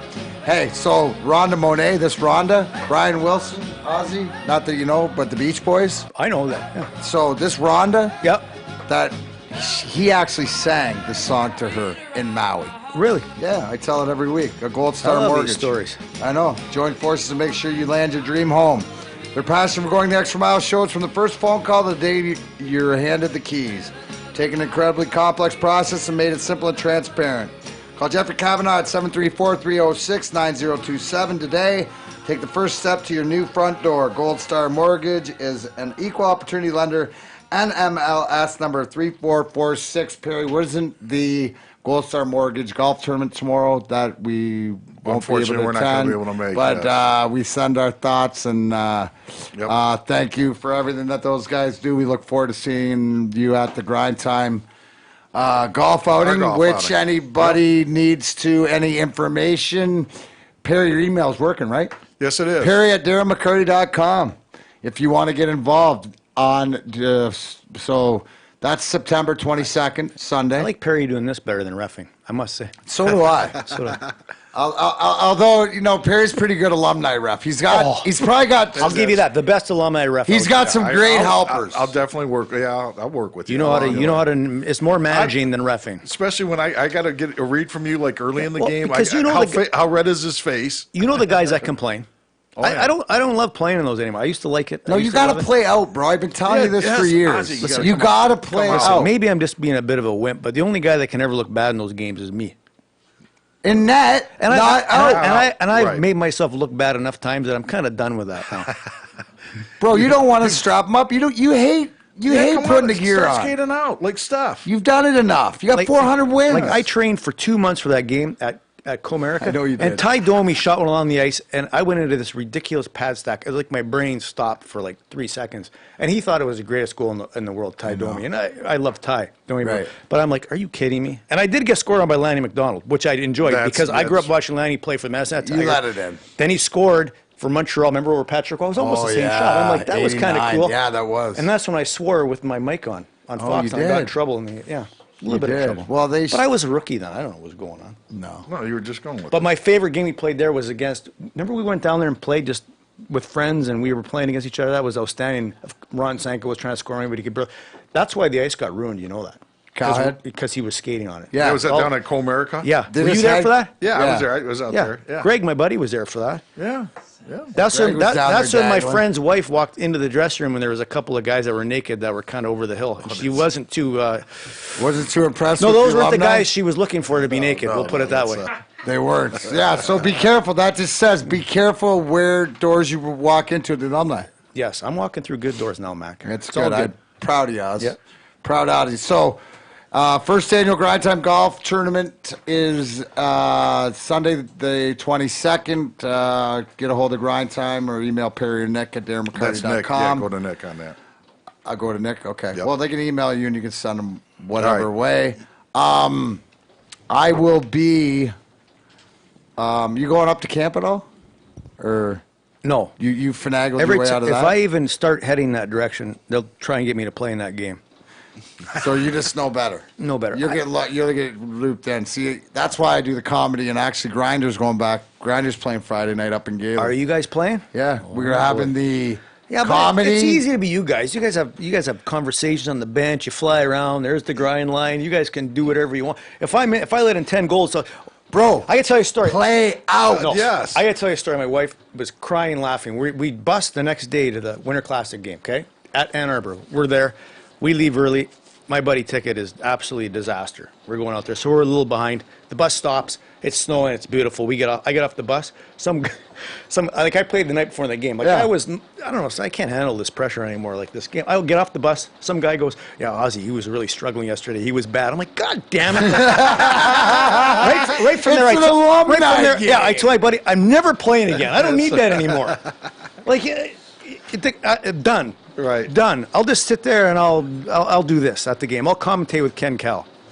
Bluch, come on. I'll ref with you. Come on. There you go. But I'm going to be like Paul Stewart. I'm going to bust balls out there.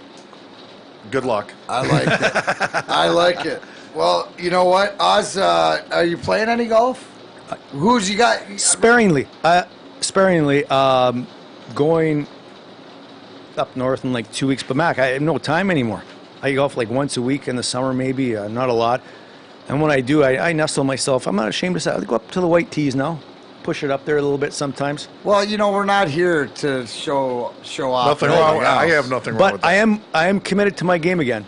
I like it. I'm going to put it this way. It's different playing golf now than it used to be. Yes. I'm seeing things way too much.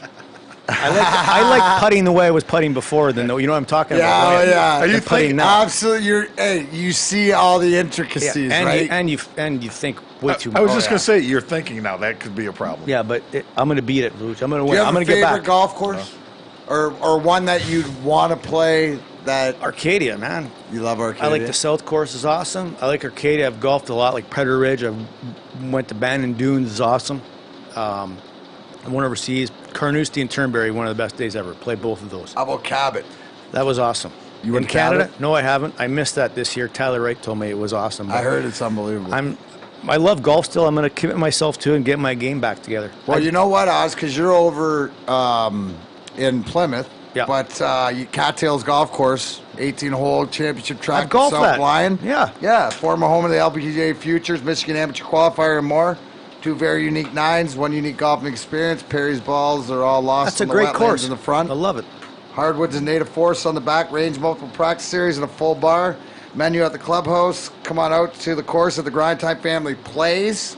So come on out. You can play out there. Anybody, check out our Facebook page for an exclusive offer to Grind Time fans.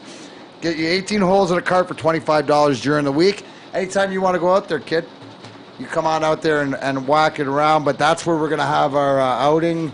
Look forward for the 22nd. Week from Sunday.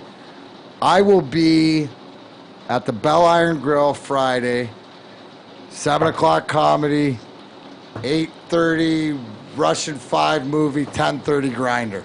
Bam! D-Mac. D-Mac hat trick. And then I'll That's be a in full Marquette. menu. I'll be up in Marquette for comedy on Saturday. I'll be with my boys from the Mitten State Monday in a golf tournament. And, a lot of information, guys, within the next week. Hopefully by next Wednesday's program, we'll have the merch all on DarrenMcCarty.com. We were up. Thank you to Jake, Josh, Tina, everybody up at Sunfrog and in Gator. Nick and I were up there yesterday getting this merch dialed in. I love that area, Gaylord. It's great. Jen and I went there years ago on the All-Star break, and I ordered room service, and I forgot to put my clothes on, and the woman opened the door. I was naked, standing right there. That's my story about Gaylord. But what a time. And I was in the bar. Of course, back then I was in the bar. But there was a great singer singing, and Ken Cal, who I didn't know a lot at the time. It was weird how things worked out. Sat and had drinks with him all night with him. And it was great. And at that time, I didn't know him a lot, so it was great. It's weird how things work out. I ran into him, and him and I have hit it off ever since. Hey, isn't that A great area guy? at Gaylord, for sure. It is. There it is. Ozzy gets the there great he plug. goes, yeah. Ozzy gets the great plug. So, Well, Ozzy, what do you got going on? Saginaw, Yeah, what's up with? I'd like to make it more up there. I just don't have the time to do it. Brandon Bordeaux He's up there. He does a lot of stuff for that team. Very good team right now. Perfetti is ranked 3rd overall. We have a lot of good players. Had a great run last year. Was up 3-1 on Guelph. Lost the series though. So this year our goaltending's real good. Like I said, I haven't been up. I didn't see a game last year between doing Red Wing games and coaching my son's team. Ironically, hockey games are all on the same night. Friday, Saturday, Sunday. Right, so right. you can't be in three spots at the same time. So I've committed to coaching my son's team full time, so I'm into that a lot, trying to work my work schedule around that. So I just don't get a chance to go up there. But it's an old barn. Mac knows where it is. Entertaining. Go up there and check it out. They got a lot of good players, and they should have a good run this year. But that's we're talking about the Saginaw spirit of the Ontario Hockey League, and then your role there is. But just part owner. Part owner, okay. I would call it more of a silent owner right now. Yeah, you're not working Silent with the goalies? partner would be good. Silent partner. Very silent blues. Okay. Well, I guess if you're not. When you see no games in one full I was season, going to say, you're if you're very not getting silent. up there. Yeah. Yeah, but hey, But you love that area. But you I get know. the update. I get the updates all the time. You follow it's Craig a great way- Goslin, who does a fantastic job The up Goose. there. Goss, The Goose yeah. does awesome stuff up there with that team, puts in tons of work. He is a staple in the OHL for sure. Yes. Unsung hero up there in Saginaw has done a great job, and hopefully, you talk about winning for guys. I hope they win for him because he's put so much work into that Absolutely. team. Yes. I love it. That's awesome. Yeah, fabulous. Well, you know what, Oz? Appreciate it. Everything over the years, we've had some good times. We didn't even get into you pulling the guy's tie at there's so much. in Royal Oak that one night that I had to come to your rescue. Is that Fifth Avenue? Yeah. Yeah. or Well, did you might ever have rescue me? Listen, it's mutual. I've rescued you been. many a time. Absolutely. You've rescued me. You've markered me. Well, I've felt the gamut, like you said. I was the easy target, but I used to tell everybody, well, you used to practice on me.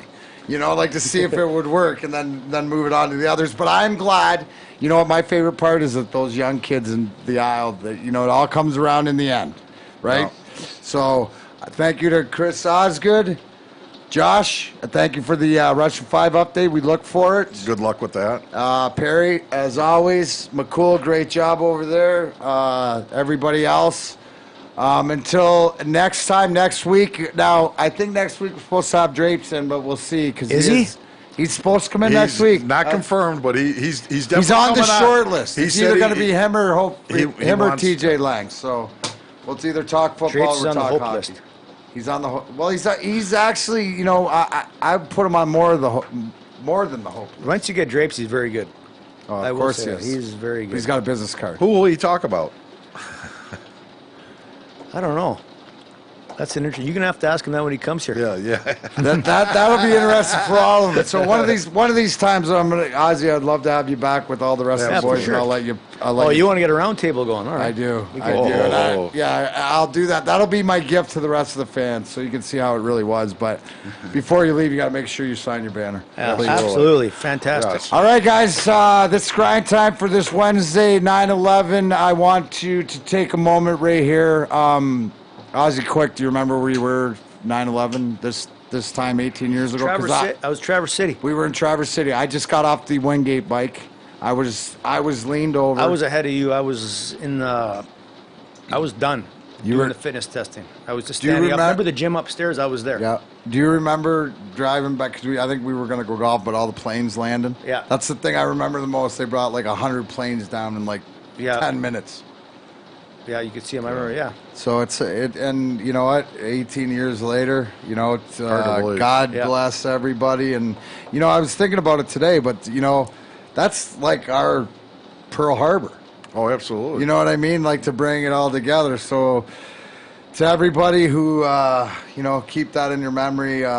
Obviously, what else can you? What else can never you say? forget. We'll never forget, and never do forget, to everybody who's sacrificed, lost their lives, and enabled us to do this thing. So, here on Grind Time with Darren McCarty, remember on this Wednesday night, 9/11, no matter how many times you fall down, get your ass back up. Thanks, us.